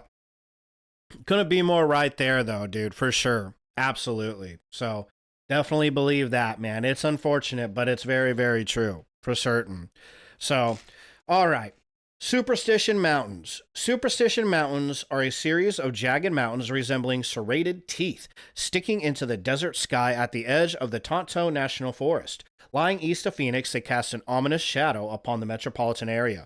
Filled with ghost tales, monster encounters, and tales of UFOs, they are as mysterious as the devil himself. And for all those dark tourism enthusiasts, full of legends and weird happenings. So, let's read into it. What's the story behind Superstition Mountains? After this nasty nose noise. Okay, once called Sierra de la Espuma, or Foam Mountains by the Spanish, the Superstition Mountains are known for their picturesque panorama views of the surrounding desert, perilous trails, and a slew of paranormal legends. A free-for-all for wilderness lovers, the area has become synonymous with James Franco's film 127 Hours. Oh, and the many tales hidden within it that continue to captivate visitors. That was a decent movie. It was intense. Watch it once, you know. It's about a guy, well, I'll let you watch it. Apache peoples honored and revered the mountains, claiming them as their ancestral home. Ever since Miguel Peralta's ancestor, Antonio de la Peralta, was murdered in 1799 by angry Apaches, the legend of the Superstition Mountains has grown. Mystery has oozed out of the mountains, that's a good word, oozed, before this disputed arrival, and continues today. Settlements of a long-gone civilization, likely the Hookaham people, have been discovered in the mountain range along the treacherous cliffs. When the European settlers arrived, it had long been a stronghold for the Apache and Pima people. They believed that a gateway to the underworld lay within the mountains. Anglo settlers began calling them the Superstition Mountains. It is full of many legends and tales, but none are more well known than the Lost Dutchman's gold mine, which has led to numerous disappearances, bouts of insanity, and mysterious deaths. So let's get into it. The Lost Dutchman's gold mine of the Superstition Mountains. According to folktales, the Lost Dutchman's gold mine is a magnificent, rich, Scrooge McDuck-like repository of gold hidden somewhere in the southwestern United States. Most folks believe that a cache of shiny treasure is hidden deep in the Superstition Mountains near Apache Junction. Like all great legends and Indiana Jones-like ventures, the search for the Lost Dutchman's gold mine is littered with betrayals, spirits, backstabbing desperados, unexplained disappearances, and plenty of death. The story differs, but the most common take out of 62 different versions of it, wow, goes like this. I don't know if that's a joke or if they really mean there's 62 different versions of it. In the 1840s, Miguel Peralta found a plentiful gold mine deep within the mountains. They transported this precious mineral to their home for many years, but in 1848, the family was attacked and butchered in the so-called Peralta Massacre. Famed Apache warrior Geronimo was often discussed in the story, but he likely wasn't involved. The Apache tribe buried the gold and covered the mine to prevent any outsiders from invading their stronghold again.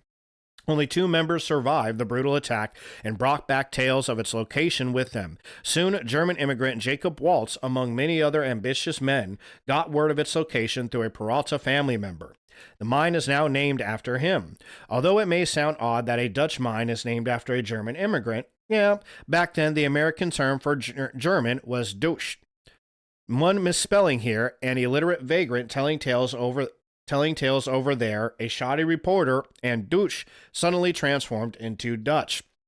Well, there you have it. See, that's exactly what we were talking about earlier, Razor. It's a telephone game. One person adds something or fucks something up, and boom, you get like a whole different story, right? Yeah, oh, for sure. Yeah.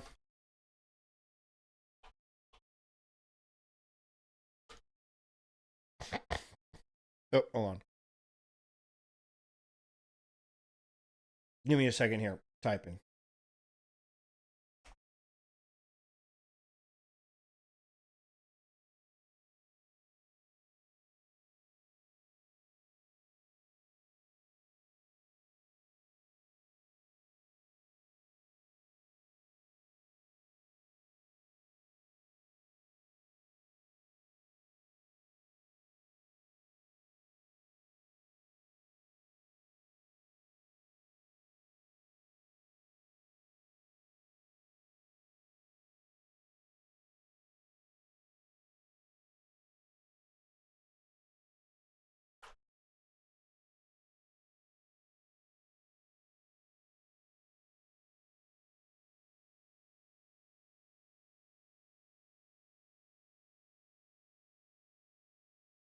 It's a little bit off topic question that I wanted to ask you, but I still wanted to ask you anyways, Razor. So I put it in the comments section because I was very interested. You said that and I was like, oh, I got to ask this question just because I'm interested to hear what the answer would be. So I know it's a little off topic, but yeah, you have to forgive me for that. Okay, Waltz and his partner Jacob Weiser began researching for the mine in 1870s. They had limited success discovering and then working the mine for some time. Then they too encountered the Apaches, but not before hiding a large cache of treasure believed to be near what is now Weaver's Needle. Weaver's Needle. Okay, let's put that in here. Weaver's Needle, Arizona. All right. Ooh.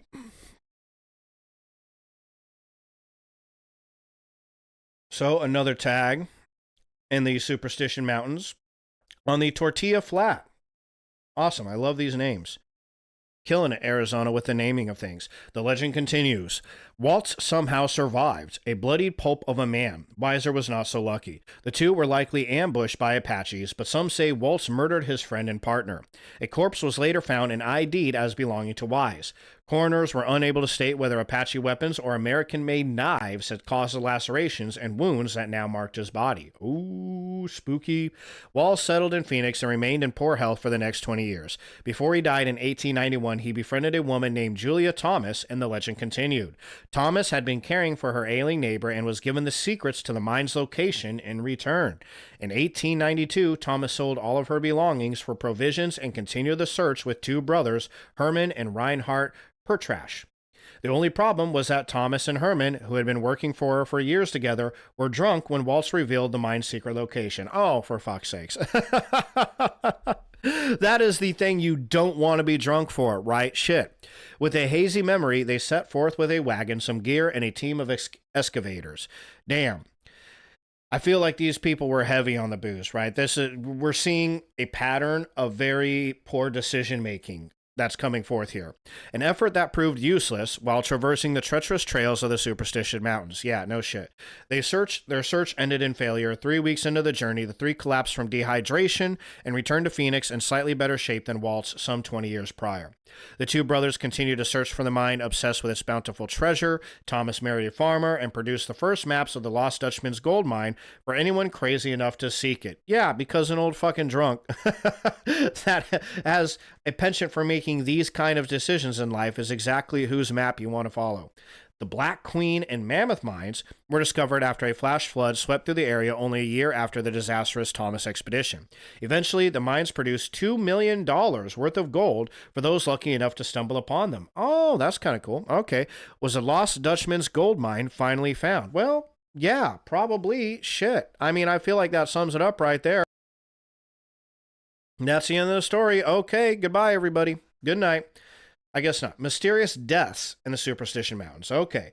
The legend did not die with discovery of these mines.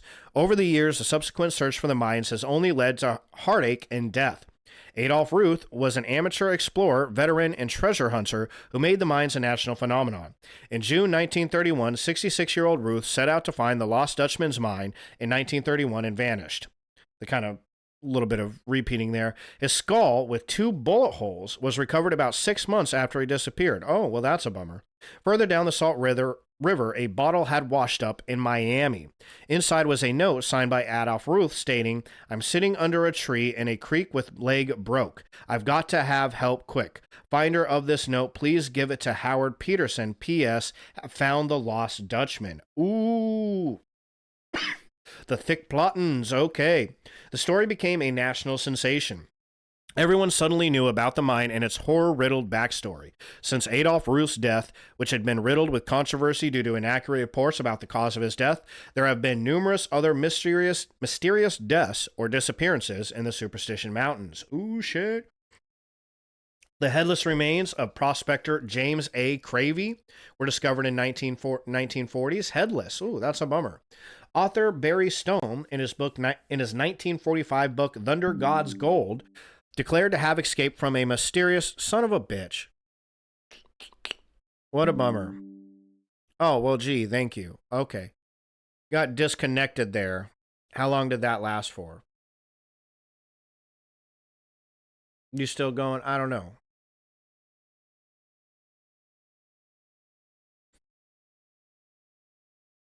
Give me a minute if you're watching. I got to disconnect somewhere over here. Unable to connect with X. Yep, there you go.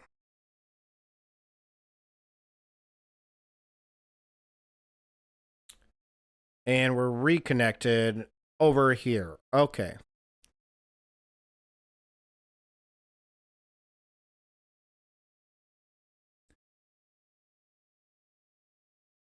Maybe, maybe not. Hold on.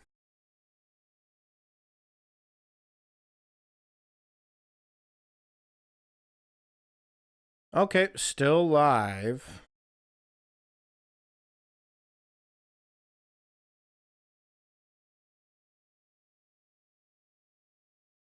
And still recording, it looks like. So all of you on YouTube, just get to sit and stare at my face for a second while I figure this out. But looks like the live stream dropped on everybody else. So, well, that's a bummer, but what are you going to do? Unable to connect to X still, huh? Okay, well, whatevers. What are you going to do? Okay, well, we're still going over there, so, and we're still recording, so that's what it is. I guess you on YouTube get that benefit of that doubt. You don't get, I don't know what happened there. OBS can suck a dick. Sometimes they're just their shit just fucks up. What can you do, you know? Okay, we're going to continue, though. Author Barry Stone, in his 1945 book Thunder God's Gold, declared to have escaped from a mysterious sniper known only as Mr. X in search of the Lost Dutchman's gold mine. In late November or early December 2009, Jesse Kappen, a hiker from Colorado, disappeared in the Tonto National Forest. His corpse was found 3 years later in November 2012 by a local search and rescue organization stuffed into a crevice. On July 11, 2010, 3 more hikers went missing in the Superstition Mountains while looking for the mine. In January 2011, 3 sets of remains assumed to be those of the lost men were retrieved. Okay, well, there you have it. So people just dying all over this motherfucker. People from the town below are certain that only death and demons travel across the Superstition Mountains at night. Lights, screams, and shadows of Apache armies have been reported. Ooh, bands of roaming cannibals are said to hunt the area, and the curse of the lost mine isn't a tall tale but a stark reality to many. These stories are among many that have sparked rumors of a curse befalling anyone foolish enough to search for the Lost Dutchman's gold mine. The hit History Channel show The Legend of Superstition Mountain followed the path of 5 gentlemen in search of the mine. Unlike their hunt, the show was a success, but failed to renew for another season. One of the cast members experienced personal hardships that almost ruined his entire life afterwards. He blamed the curse of Superstition Mountains. Okay, well, there you have it. So that's about the Lost Dutchman's gold mine, right? Turns out there was also a UFO that touched down in Superstition Mountain. There is a episode about this in Project UFO, citing 4021, the Superstition Mountain incident. 3 people in Indian Springs, South Dakota. Oh, this is something completely different, I guess.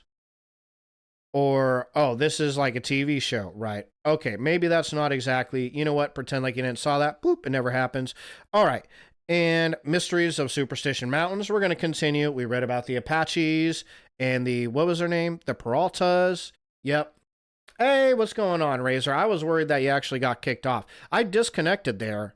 And let me see. I know I got connected back to Twitch, but I don't think I ever was able to connect back to X again. Yeah, I don't know what happened there, but you know, OBS, something with OBS. But I'm glad that you popped back in.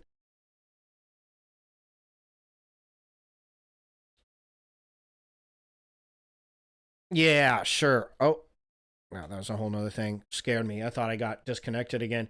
Yeah, for sure. Well, yeah, animals don't have that same maliciousness that people have.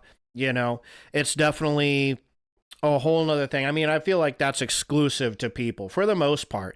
Is that maliciousness is exclusive to people? I think that they've like seen like monkeys kind of engaging in behavior like that, but it's mostly, you know, more intelligent primates, human beings especially, have that tendency towards maliciousness that you don't find in other animals. As far as I'm aware, you know, I'm not a biologist, right? I'm not a zoologist. I don't study animals, but for the most part, animals aren't like that. You know, they're predators, they eat to survive, and that's really about it, you know. And humans have a lot more reasons for why they do nasty things to each other and other animals. So it is a bummer. It's definitely true, though. I mean, that's why I fucking love animals. I used to have my Wednesday stream used to be Wildlife Wednesdays, and I stopped doing that stream because nobody was tuning in for it. But I fucking love animals. Animals are dope. They're the shit. Because even when they're predators like that, they're not like doing it out of a sense of evil. You know, it's more just they're doing it to survive. You know what I'm saying? So, tad cooler than humans who do all sorts of nasty shit just to do it. You know what I'm saying? So, okay, Dr. Thorne. Did we read anything about Dr. Thorne here? I know we read about the Apaches. Dr. Thorne, that's something with Thorn's Mountain. The story doesn't end there, as you might have gathered, yada, yada, yada. The next player in this tale is Dr. Abram Thorne, who, like the Peraltes, was not Dutch. Ah, okay. The doctor was from Illinois who wanted nothing more than to travel west and practice medicine among Native American tribes in the Southwest. When President Lincoln created a reservation for the Apache along the Verde River, Thorne got his chance. Thorne would spend years living among the Apache, tending to their sick and wounded, and garnering respect from tribal leaders. In 1870, in order to repay his kindness, elders of the tribe promised they would take Thorne to a place with lots of gold. Their one strange yet convenient condition was that Thorne had to be blindfolded when they took him to the gold. With his eyes covered, Thorne was taken on a journey of about 20 miles. When the blindfold was removed, he saw a sharp pinnacle of rock, generally interpreted to be the Weaver's Needle. Ah, that's the Weaver's Needle. Okay, we did put that in the map, so that's in there. The most notable landmark of the superstitions. In front of him, he saw a huge pile of gold nuggets against the canyon wall, you know, like mines have. He gathered up as much as his non-Dutch arms could carry and later sold the nuggets for $6,000, presumably in $1870. That's quite a bit.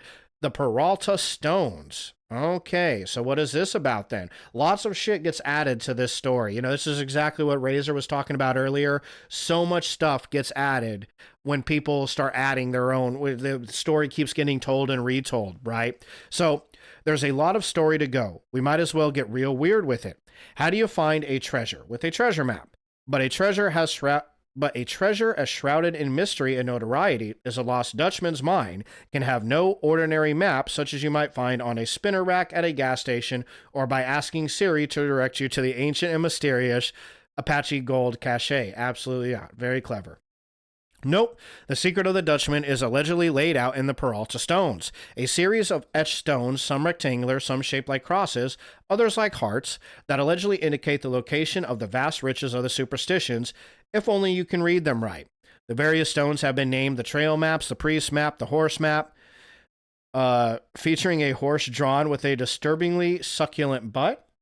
All right, Arizona, whatever that's about. The stone crosses in the heart map. The heart map features not one, but two pop-out hearts. Oh, that's nice for the kids, including the so-called Latin hearts, which bears a number of inscriptions not entirely accurate Latin.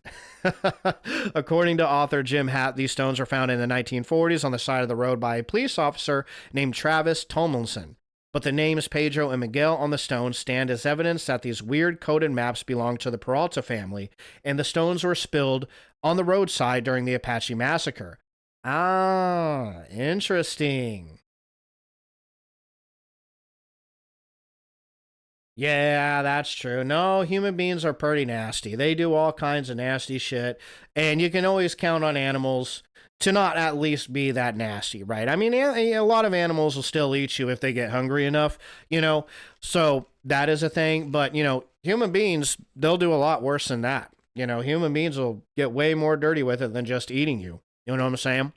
Throw something like gold into the mix and, you wish all they did was eat you, right? So, very true. It's unfortunate. That's why animals rock, though. That's why animals are the shit. And we already went over all this. The book. Yeah, got the book. The Death of Adolf Ruth. Yeah. Oh, so there's Adolf Ruth's skull with the 2 bullet holes in it. Those are some big-ass bullet holes. I don't know what that's about, but, yep.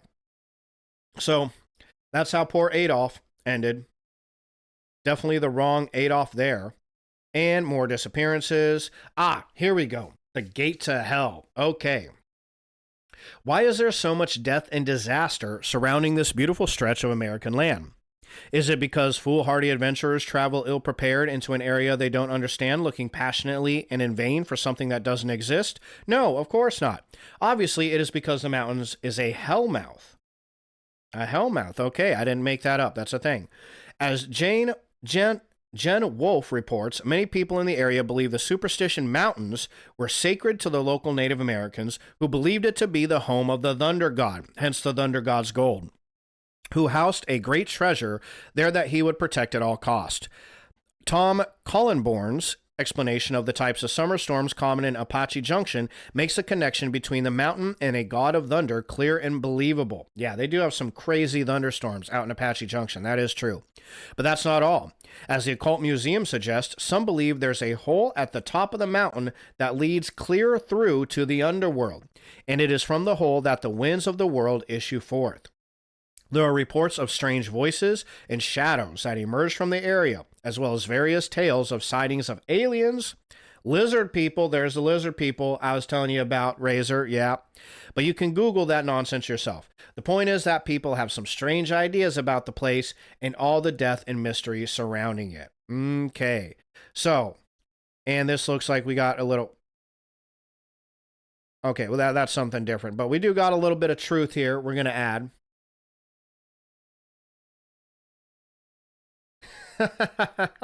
Cat jelly. Damn it. Hold on.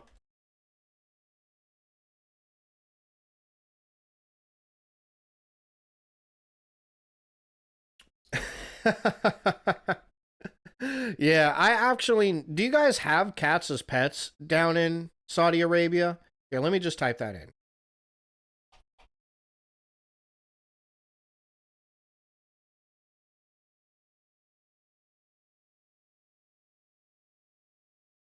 I always wondered that, like if cats are pets in every other place in the world, right?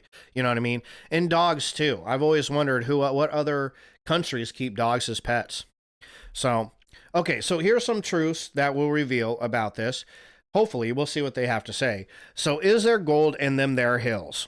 Should you load up a backpack with Slim Jims and novelty-colored Mountain Dews in an attempt to uncover gold that has variously belonged to a non-Dutch Dutchman, a blindfolded doctor, a Mexican mining family, and a tribe of Apaches, the Thunder God, and some soldiers we didn't have room to mention before? Well, no, almost certainly not. Tom Collenborn, who is by far the most prolific author on the Superstition Mountains and its surroundings, says, I have never found any evidence that really suggests the mine existed. Everything is based off of subjective hearsay. Well, that's a bummer. Actual facts about the lost mine just don't exist. In the word of the world's leading expert on the area isn't enough for you. If the word of the world's leading expert on the area isn't enough for you, Thinking Muse points out that the geology isn't there. The superstitions are volcanic, and volcanic rock does not tend to have a lot of gold in it. Ah, well, there you have it. Okay, what if, as some say, the mine isn't really a mine, but rather a cache in which the Peraltes hid their vast wealth?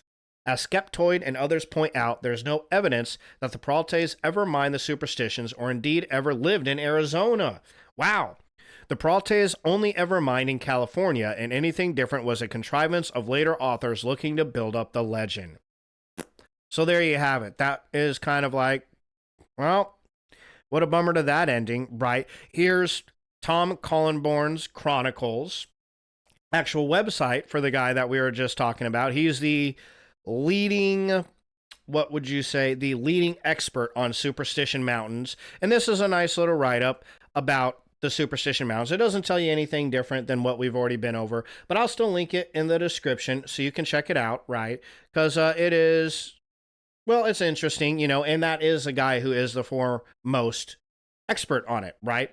And what was this? Oh, and then this is the Lost Dutchman State Park. So this is the actual state park here. We'll throw this on the Google Maps.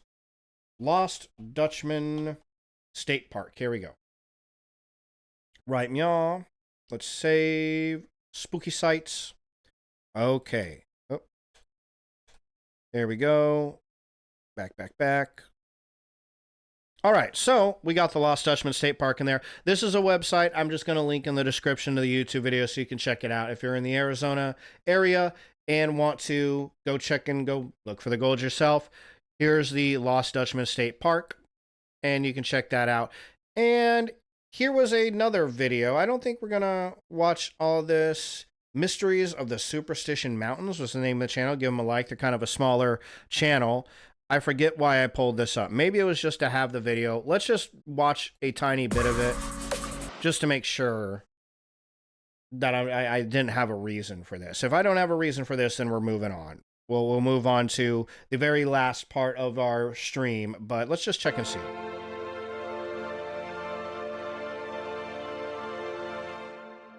One of the other things, one of my other responsibilities out at Apache land, aside from having all the fun that I did, was I was the Dutchman. We did the story of the Dutchman. The schedule called for it to be 5 to 7 times a day if we had the crowds, which we didn't. The most I ever did it in a day was 4. Most of the time it was 1 or 2 times. And we had an area where we did that. We had a little cabin that was the Dutchman's cabin. And one of the fellows would read the story, and then the other person would pantomime what was going on with that story. And we made a comedy thing out of it. We had a little mine there, which for the longest time you could see out there. I don't know that you can still see any of it anymore. With Asana, AI teammates are here to help level up your goals. Try it for free. I will not. You interrupted my stream with your bullshit. That is a nice sandcastle. The last time I was there, skilled there, several years ago. And what was amazing to me that I could do that show. Let's say I did it 3 times in a day, especially on a Saturday. I'd have many of the same people sitting in the audience 3 times. This is the one that we used at Apache land. We used to do it down at the old shack that we had down there. But anyway, it went like this. It says, I'm your old storyteller, here to tell you the story of Jacob Waltz and his lost Dutchman gold. There's lots of different versions of the story, but Jacob Waltz's secret has managed to stay just that. Okay. I think they're going to tell us. I'm not exactly sure why I included this in the stream, if I'm being honest with you. I made this stream like a month ago. Maybe it was just to throw another video in there in case we didn't cover everything. But I think we covered everything.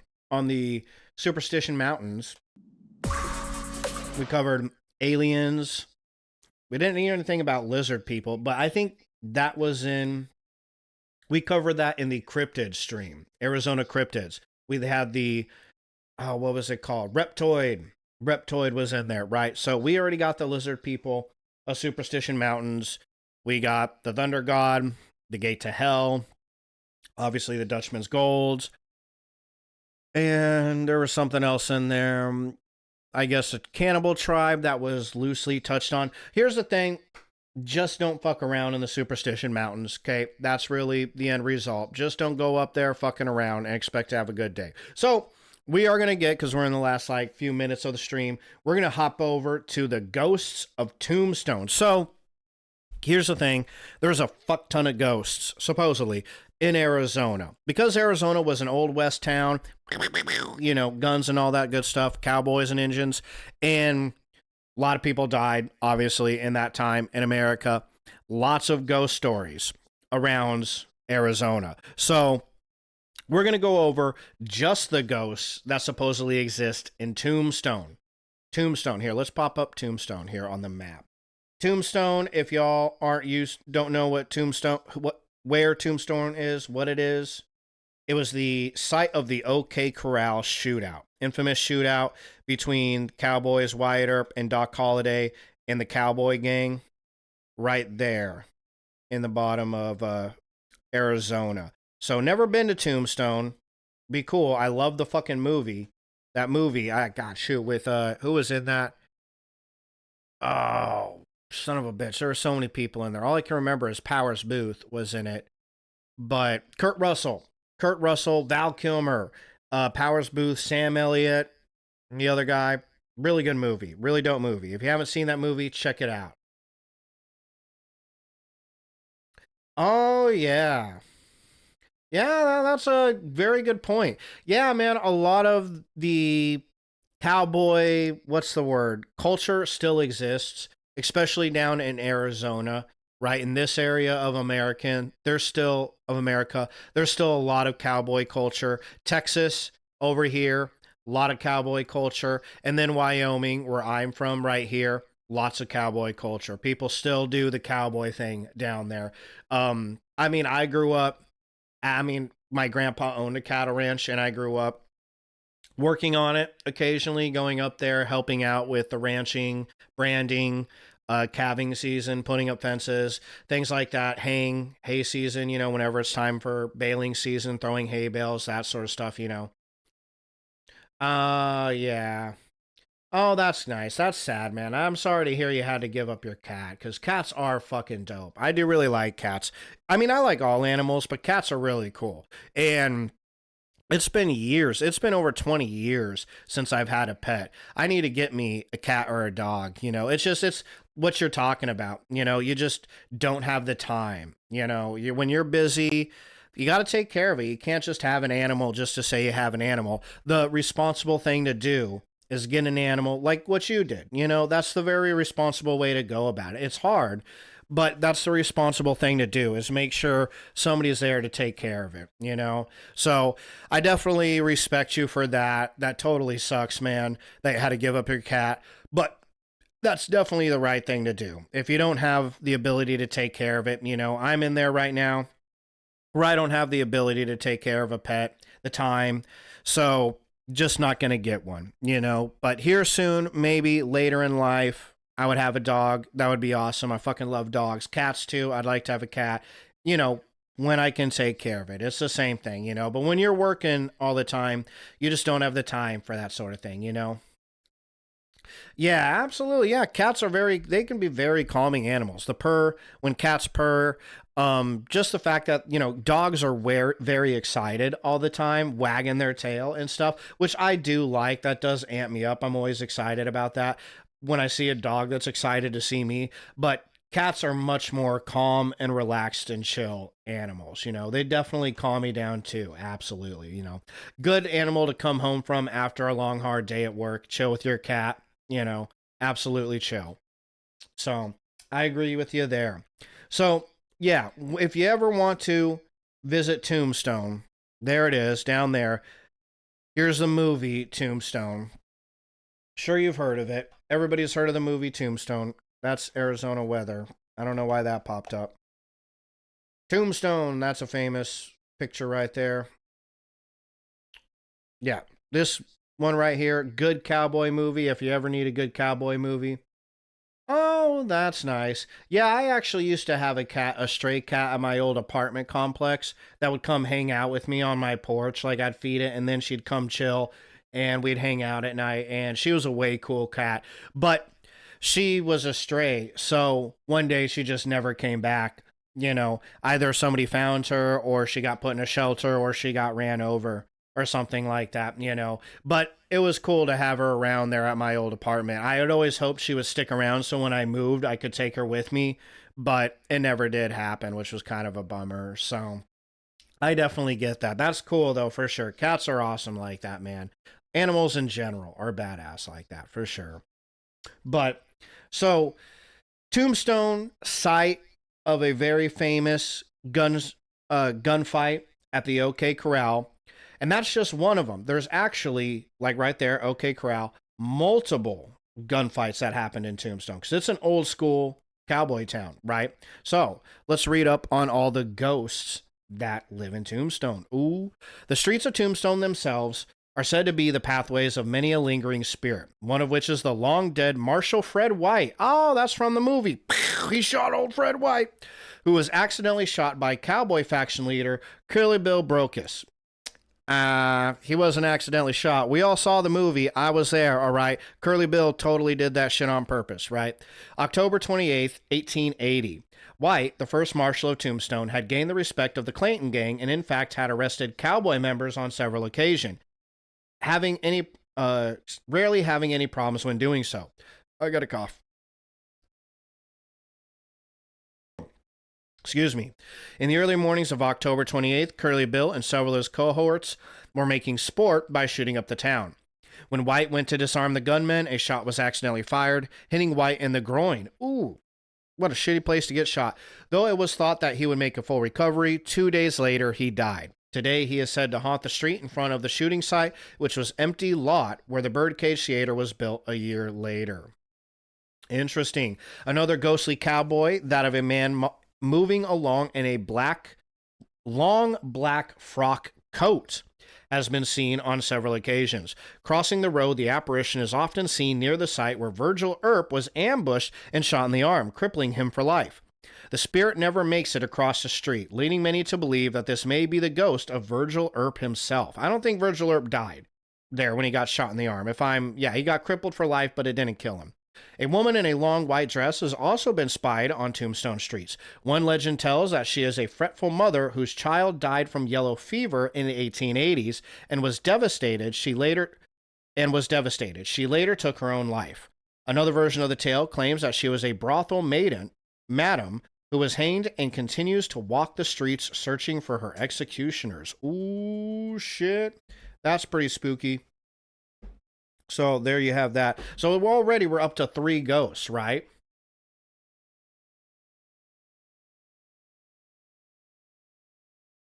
Yeah, absolutely. Yeah, you totally got it right. Yeah, man. This here, let me pop that up. Is Arizona like Texas? I mean, don't they both share a border with Mexico and are almost always the 2 states that are categorized as cowboy towns? Yes, absolutely. Yeah, those are the 2 old school cowboy spots. Here, let's pop the map back up. So here's your Mexican border right here. And then here's Arizona right here. And then here's Texas. Texas has a weird shape. It's like a cross kind of right here. So Texas and Arizona, always your cowboy spots. Everybody remembers them as cowboys. And you get a lot coming up through this area too. Kansas, Colorado, Nebraska, Wyoming, Montana, also known as cowboy spot, and the Dakotas right here. So this whole string of states right in this area have that whole cowboy thing going for them, or used to. Nowadays, there's much, much less. I'm sure there's still a bit of it going on. I know in Arizona, at least in Phoenix and the big cities, you get a lot less of the cowboy stuff going on. We used to call them, growing up, we called them Walmart cowboys because they'd buy their cowboy boots and their cowboy hat at Walmart. I don't know. It's just like, oh, you're a fake cowboy, I guess. I don't really know what that was about. But yeah, absolutely, man. You totally got it. Arizona and Texas, very similar. They even got the desert thing going for them. Both have a very similar desert aspect, and both have a lot of history of gunfights. So, which is why we get so many ghost stories in these towns, because they have such a long history of people shooting the shit out of each other. So yeah, we already got 3 ghosts in Tombstone: the White Lady, potentially Virgil Earp, and Marshall Fred White. Right, they're ghosts. Let's see. Oh, twice Tombstone suffered terrible fires. The first was in June 1881, a second in 1882. During these 2 infernos, which both wiped out significant business district areas, more than 40 men lost their lives in crowded saloons and brothels that burned to the ground. Oh shit. These long dead suffering men are also said to make themselves known, appearing complete with drastic burns. Others have reported the smell of smoke and burning materials when there is no explainable reason. Ooh, shit. Okay, so first big spot, the OK Corral. If you ever seen the movie Tombstone, by the way, here, let me type that in.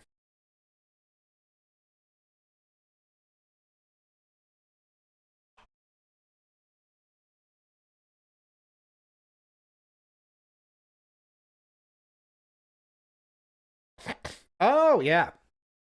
100%. Yeah, here, let me respond to that. I just saw your last message.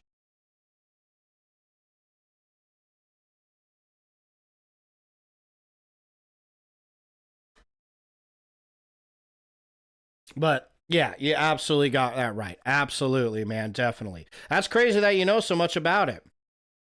Oh, yeah. If you haven't seen the movie Tombstone, check that one out if you ever get around to it. It's the old school Western. It tells the story of the OK Corral shootout and the cowboys in Arizona back in the day. The famous ones, excuse me. But yeah, you got that right. In America,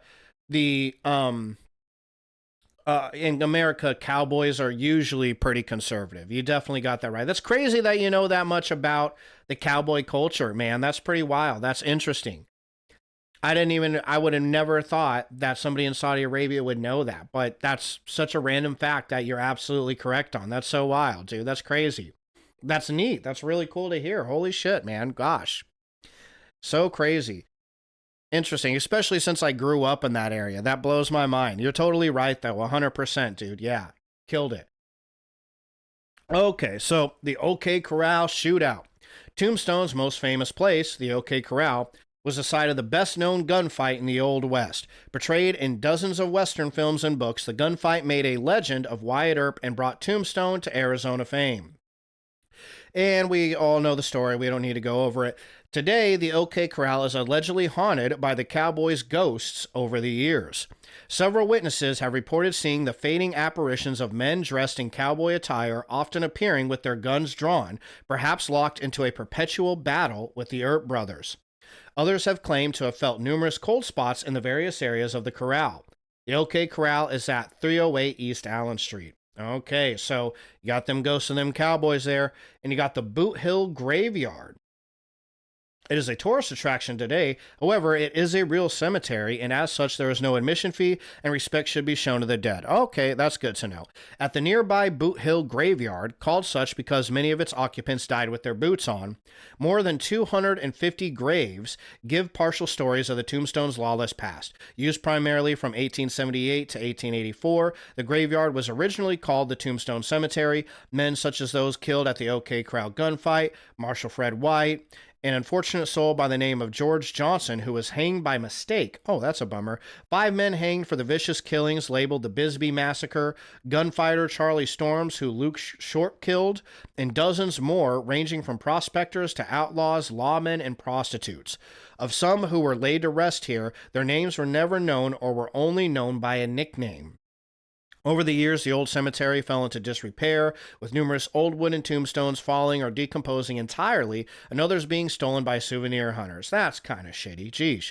It wasn't until the town's first Eldorado days, around 1929, that the old cemetery began to be referred to as the Boot Hill Graveyard. Still, it continued to sit neglected until the 1940s, when an effort began to restore it. Today, it is one of Tombstone's most popular tourist attractions.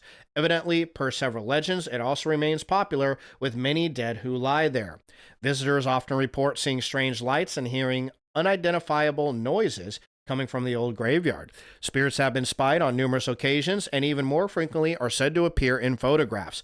Billy Clayton, killed at the gunfight at the OK Corral, is said to rise from his grave before walking along the back roads of Tombstone. Ooh, geez. Or the road back to Tombstone.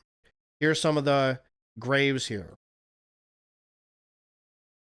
John Heath, taken from county jail and lynched by Bisbee mob in Tombstone, February 22nd, 1884. And David Dowd, Red Sample Tex Howard, Bill Danley, Dan Kelly, legally hanged March 8th, 1884. Wow. Oh, yeah, Red Dead Redemption 2. Yeah, that's a good video game. That's all about the Wild Wild West. Yeah. Okay, that's cool. Nice. So, yeah, I mean, you're on Twitch. You're probably a big gamer. Sure, that makes a lot of sense. That's a fucking fun game, though, for sure. Here, let me. Okay, that makes sense. Yeah, because here, well, let me too.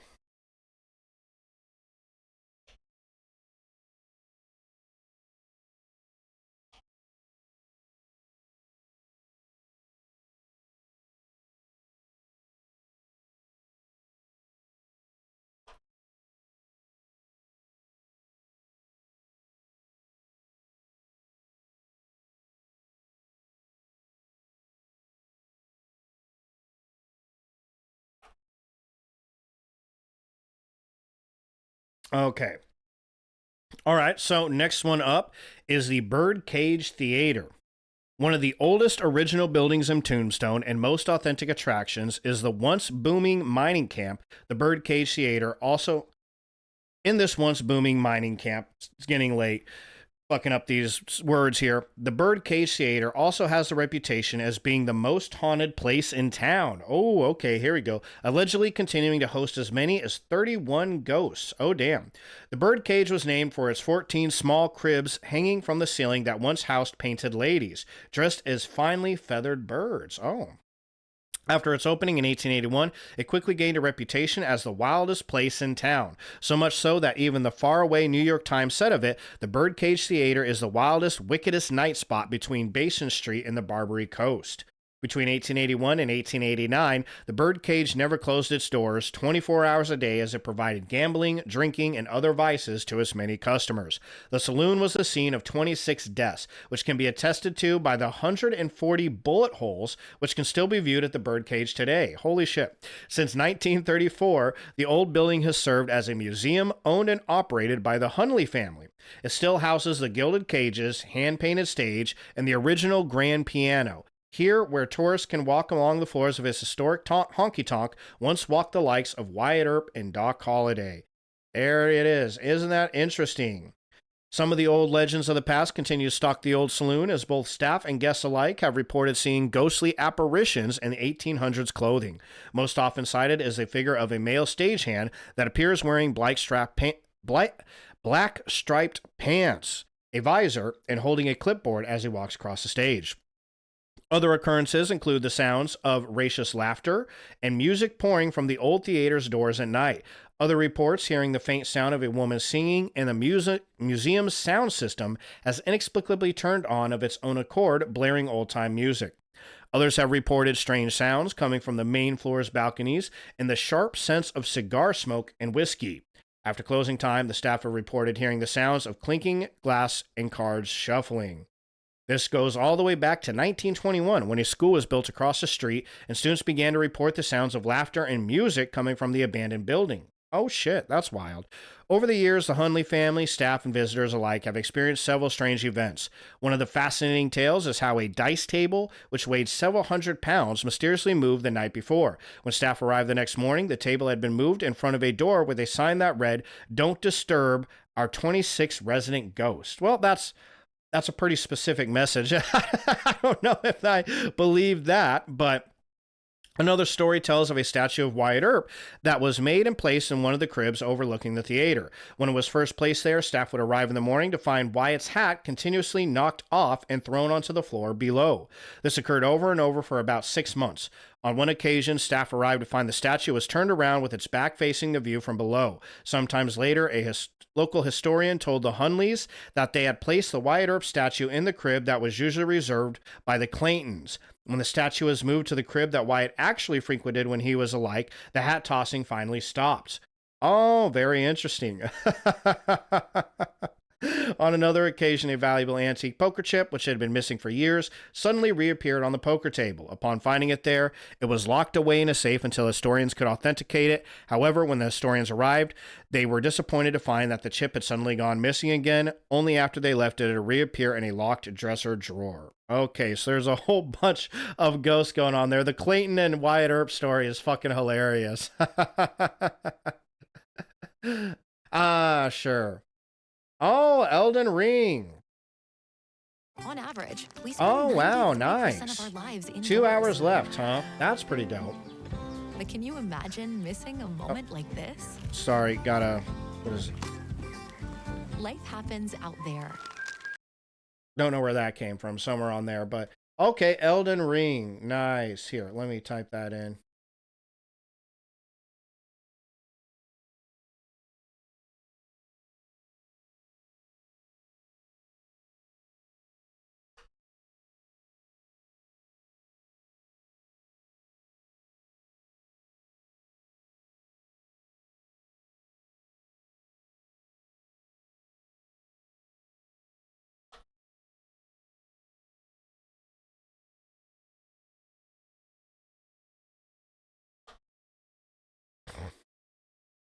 Shoot, sorry. Usually I like to mute. Okay. Yeah, I didn't know what you meant by that last message, so I sent you a message there to clarify. But Elden Ring, yeah, my little brother plays the shit out of some Elden Ring. He loves that shit. That is a dope game. So I've seen him play it. It's pretty fucking crazy, for sure. Okay. Nellie Cashman's Restaurant. How many more of these did we have? There was... Oh, wow. We got at least 4 more. Okay, okay. Well, let's keep going then. Neil Cashman's Restaurant is another haunted location with spirits allegedly visiting this old building since frontier days, located in Nellie Cashman's old restaurant and bordering house, once called the Russ House. Today's quaint little restaurant is said to continue to host a spirit or two. Its original owner, Nellie Cashman, was one of the Old West's original female entrepreneurs, as well as a prospector and an angel of mercy, known throughout the West for her charity, courage, and determination. Oh, well, that's nice. After traveling to mining camps in Nevada and Canada, Cashman made her way to Tombstone in 1880s, where she opened the Russ House. Soon she moved on to other mining camps, but not until she made her mark on Tombstone. The most do not believe that it is building's original owner who continues to lurk within its walls. They do believe there is someone. Both staff and customers have made several reports of playful spirits who continue to make their presence known. Staff will arrive in the morning to find objects have been moved during the night. Strange noises, crashing sounds, and even muted voices have been heard in the building. Lights mysteriously turn on and off on their own accord, and sudden temperature changes are felt in various areas. Though these spirits are seemingly harmless, they seem to be sensitive to criticism, making themselves known when people express their non-belief. In fact, on one occasion, when a customer was making fun of the ghosts, a mustard bottle suddenly jumped from the table, leaving her clothing spattered in yellow gook. Well, that's a bummer. Don't piss them off, I guess. Yet others have actually professed to having seen an apparition of a woman, most presuming it is Nellie herself. However, ghost investigators doubt this, as Nellie actually died in Canada many years after leaving Tombstone. Later, after Nellie had moved, the building was used as a boarding house, and allegedly a woman who lived there was murdered by a man who was also living there. Okay, so that's who they think is lurking. Then we got the Bufford House, the historic Bufford House, an 1880s adobe home, which now serves as a bed and breakfast. The ghost of a man named George Bufford apparently refuses to leave. In the late 19th century, George, a gold prospector, lived in the house with his father when he fell in love with the girl across the street, Cleopatra, more familiarly called Petra. After returning from a long prospecting trip, George accompanied Petra and some other friends on an outing. For some reason, the girl decided to accompany another man on the walk home. Uh-oh. George, sure that he had lost his promised girl, became angry, despondent, and reclusive. Soon, when Petra visited him, he shot her twice. What a dick. Then turned the gun on himself. Oh, shit. Despite her wounds, Petra recovered, but George died of a self-inflicted gunshot. Well, you get what you get. Like others who died tragic deaths, George continues to walk the earth, apparently lost in space and time. Both the owners and guests have seen him walking inside the home and along the street in front of the old adobe structure. Often, the doorbell rings in the middle of the night, seemingly of its own accord.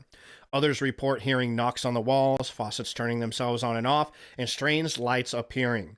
Once in a while, women report that they have felt someone touch their hair or stroke the back of their necks. Oh, so George is a little rapey. Okay. Good to know. Maybe don't visit that one if you're a lady.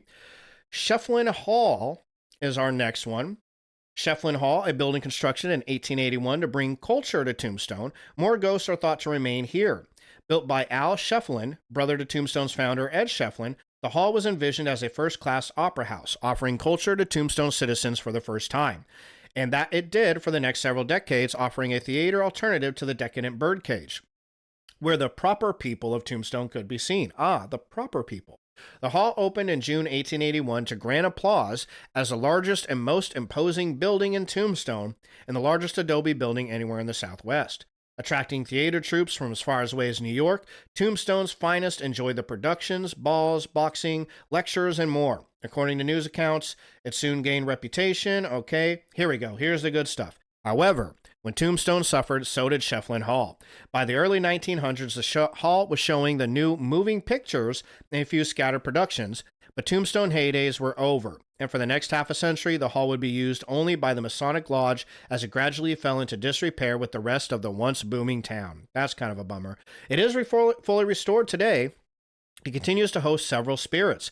Some say it is one of the most haunted but overlooked buildings in Tombstone. On several occasions, people have heard what sounds like chains or spurs rattling inside the building. In fact, during one ghost tour, an entire group heard the sound. Several other strange sounds have been heard in the building, especially during Tombstone City Council meetings that regularly occur there. One wonders if they protest because seemingly those meetings are so heated that one might wonder if they reverted to the 19th century. Okay, well, bad joke. Oh, geez, there's that one. And then we got a few more ghosts. Okay, so our last one here, Big Nose Kate's Saloon. Big Nose Kate's. Oh my God. Another one. Holy crap. Stand by. We're disconnecting again. I don't know what the fuck OBS's deal is, man. Oh, gee, thanks. You're reconnected. Well, that's so nice of you to do that. Okay. Oh, and at least it reconnected to X this time, I guess. That's always good. But let's see. Let me make sure I'm reconnected to Twitch. Man, some nights it's just a pain in the butt like that, yeah? It's just like, bro, what the fuck are you doing? I don't know if maybe I need to redo something with the software or what I gotta do there, but okay, it looks like we're back on Twitch, which is good. Okay, whatever. If it does it again, then I'll probably just let it go because, gosh. Hey, thanks, man. I appreciate it. Yeah, I don't know what happened there. And that's happened twice now tonight. So I don't know. I mean, I'll probably finish this last paragraph and then bounce out of here because it's been doing this all night long. Oh, you know what? It's probably a fucking thunderstorm. That's what it is. I bet you. Raining or thundering. Oh, well, it's not thundering, but it looks like it's lightly raining out, so that might be what it is. Sometimes that happens. That's what it is. But anyways, ooh, that sounds good, though. An omelet sounds delicious. I actually got to go eat, too. I'm supposed to be bulking up, so I got spaghetti and meat sauce that I'm going to go eat and some garlic bread. Ooh, oh, that sounds so good. An omelet sounds delicious, too, though. What's your favorite kind of omelet? I love ham and cheese omelets. That's my favorite.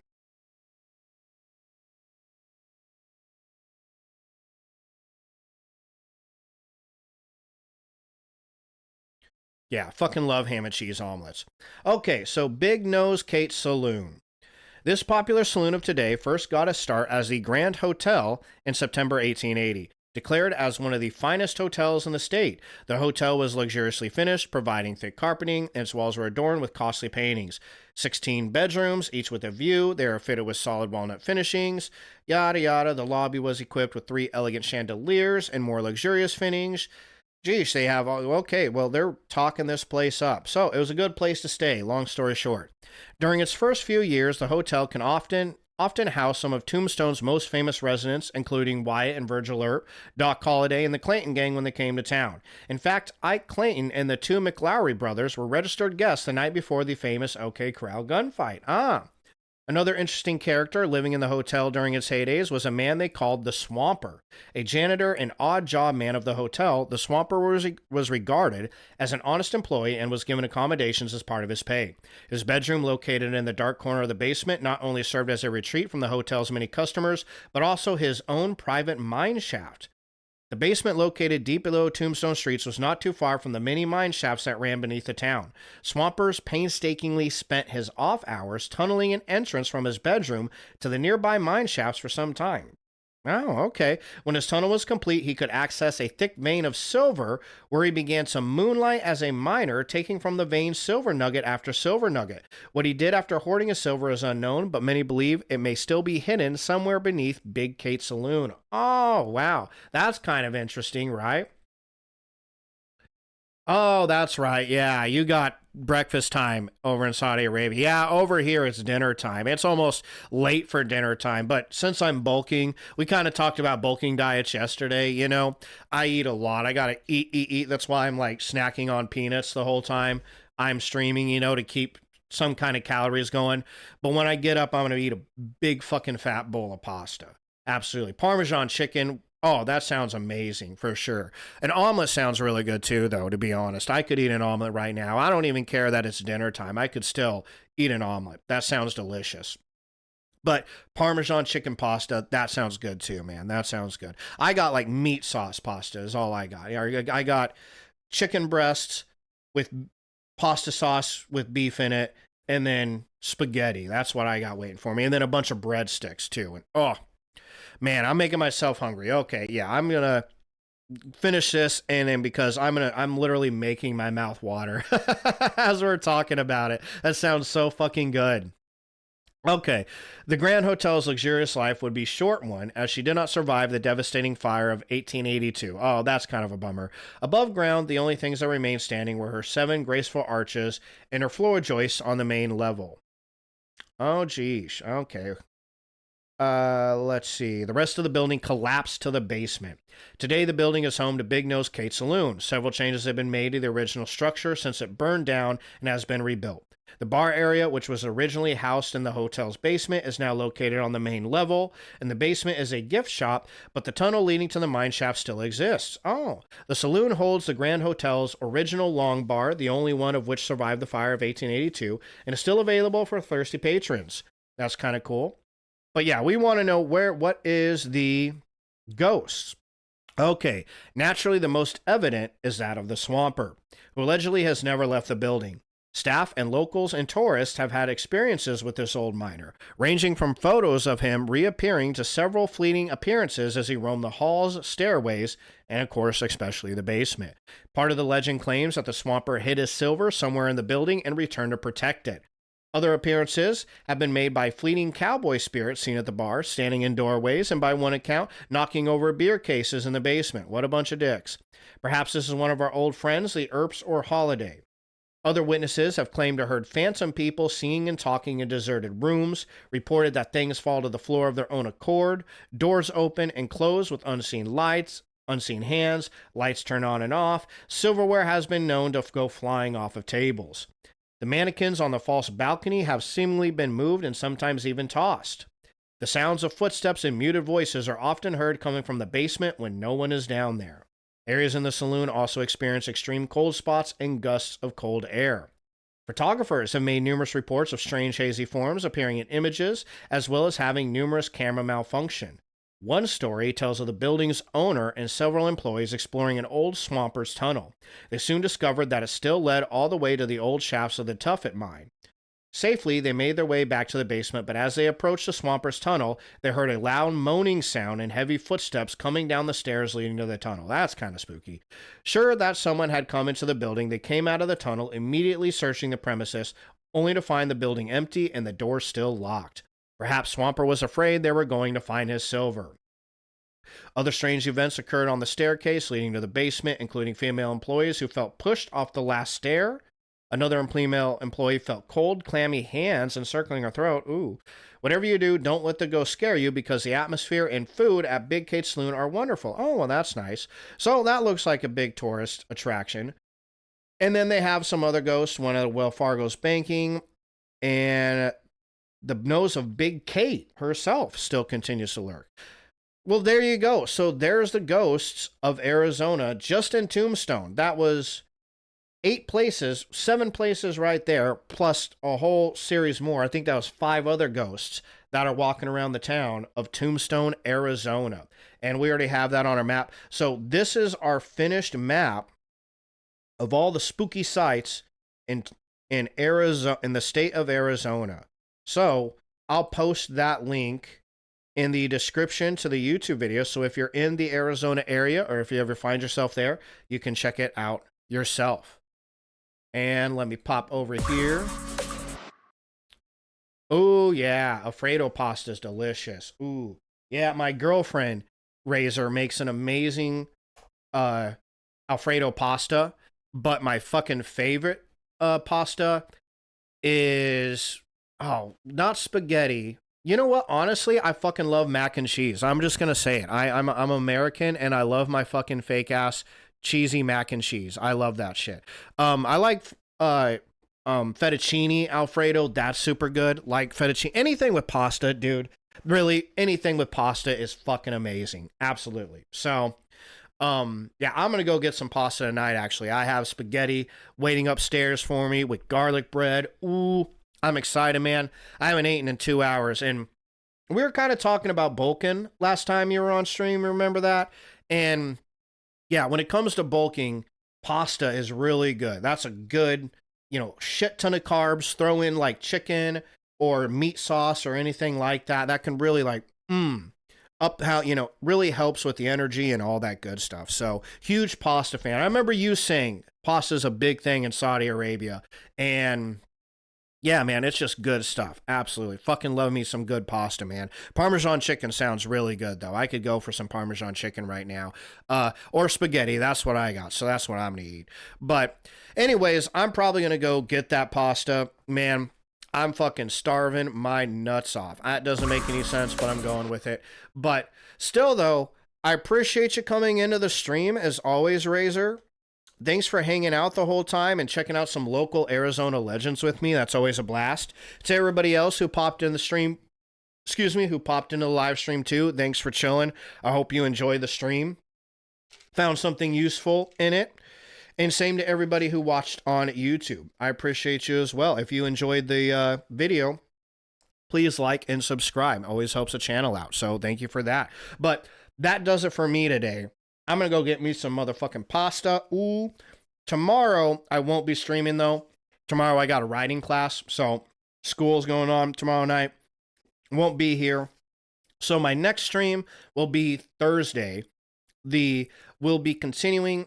2 Thursdays ago, I did a whole stream on AI taking over art and artistic jobs. And didn't get to finish that because we had so much information, and I even found more videos for us to watch. So Thursday, I will be back on stream. We'll have a good 2 or 3 hours worth of shit we're going to be watching and discussing AI taking over artistic jobs. So we're going to see what that's like. So that's what we're going to be doing Thursday. And next Terrifying Tuesday, if you enjoy this, you can always check out my Terrifying Tuesday playlist over on my YouTube channel. But next Terrifying Tuesday will be not next Tuesday, but the Tuesday after. We'll be doing cryptids in Arkansas. So Arkansas cryptids. We'll be checking that out. Okay, so that'll probably do it for me, though, everybody. I appreciate all of you for tuning in, whoever did, especially you, Razor. Thanks for hanging out. I don't know if you're still there. I know you're at work, so you might be talking to your boss, but if you see the VOD after this, always appreciate you stopping in, bro. I won't see you tomorrow night, but Thursday, if you're available and you're working and you need something to watch in your spare time, always welcome to hop into the stream, man. Always appreciate you coming in. Always appreciate the good conversation. So hopefully I'll see you then. To everybody else who watching, you just have a wonderful rest of your night, and hopefully I'll see you next time. Peace.